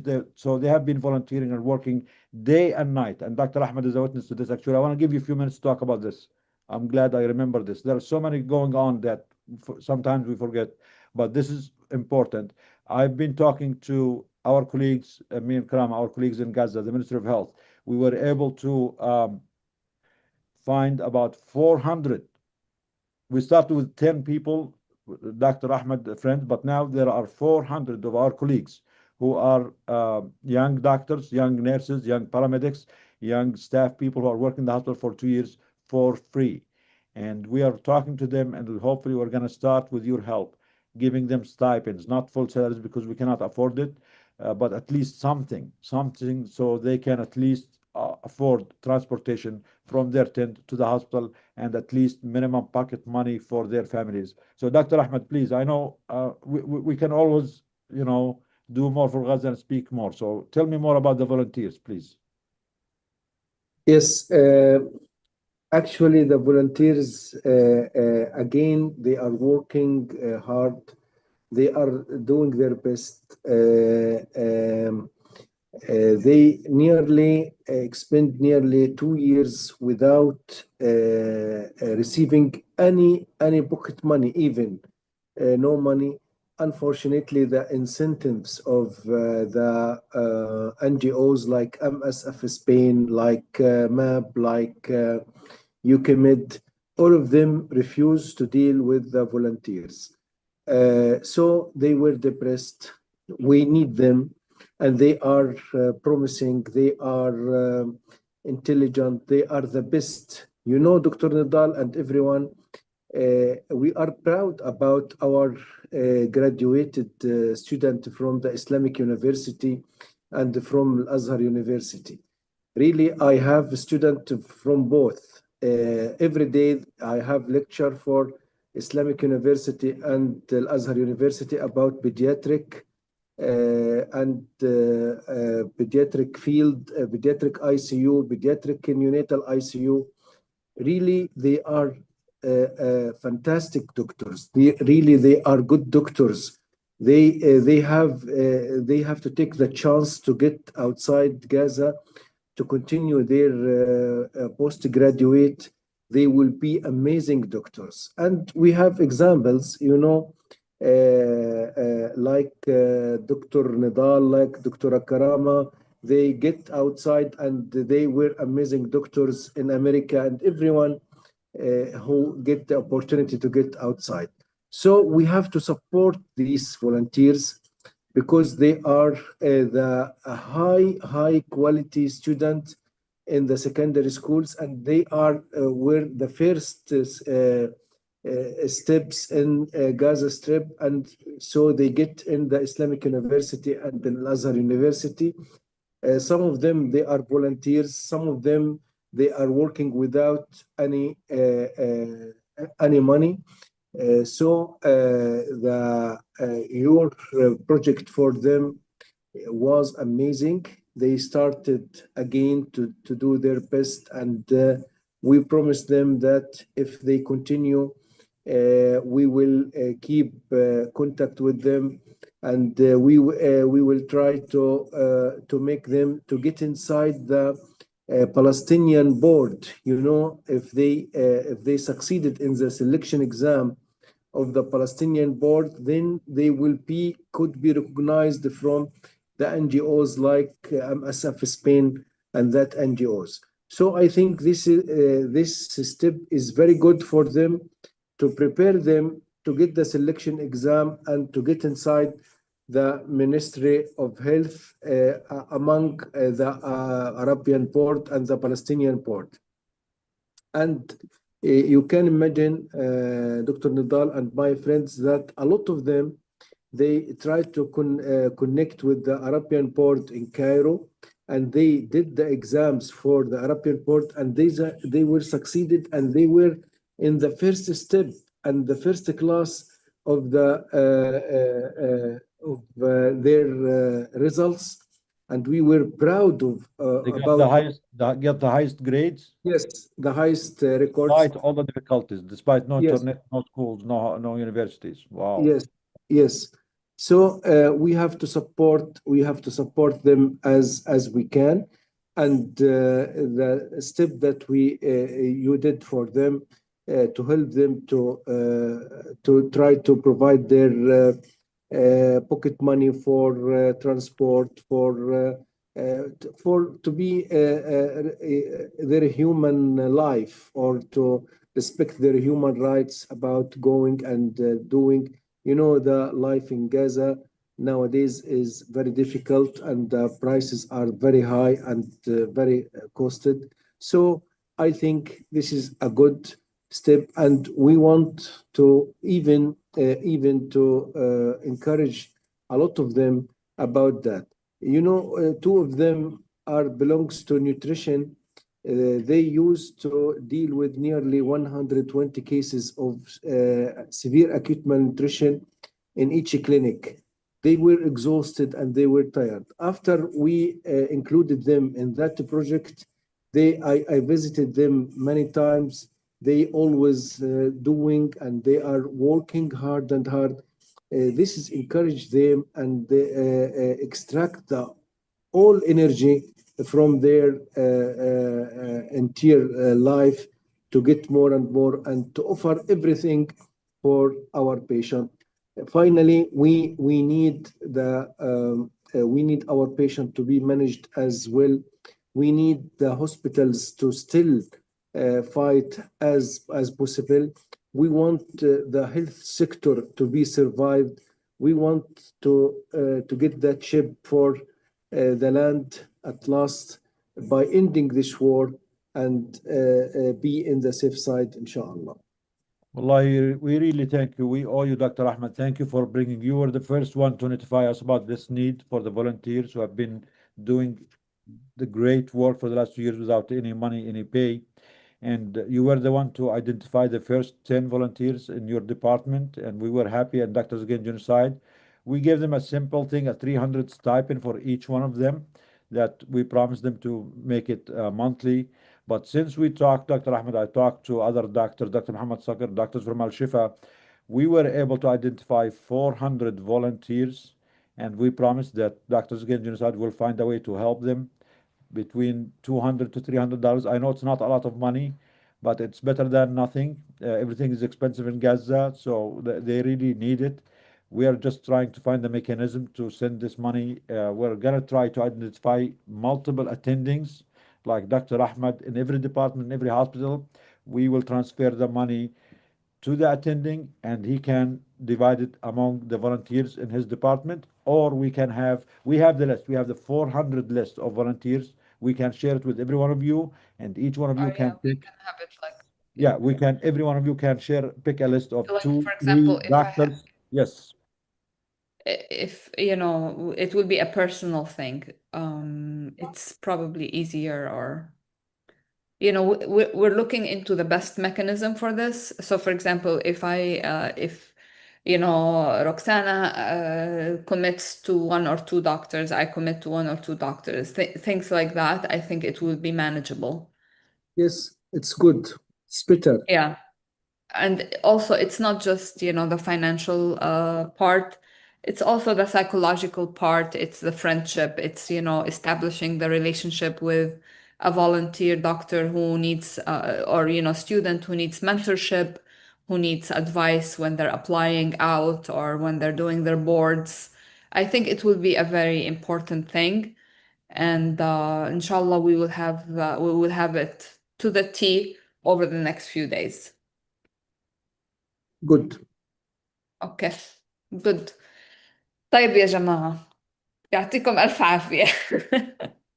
Thank you everyone. Thank you for being with us. Thank you for the participants. We still have 80 participants with us. So, even though, even though it's 4.5 hours almost. So we appreciate you all. Can't wait to see you again, Dr. Farra. And thank you for Elvis, and thank you for Hadija and Claude. Elvis, please join us every week, even if it's for a few minutes, because it's good to have you and it's good to hear from you. Yes, I will. I will do my best. It's always the time when I'm home, so I will always join the meeting. Excellent. All right. Good, Thank you. Nidal? Okay. Yalla. Good. Goodbye, everyone. Goodbye.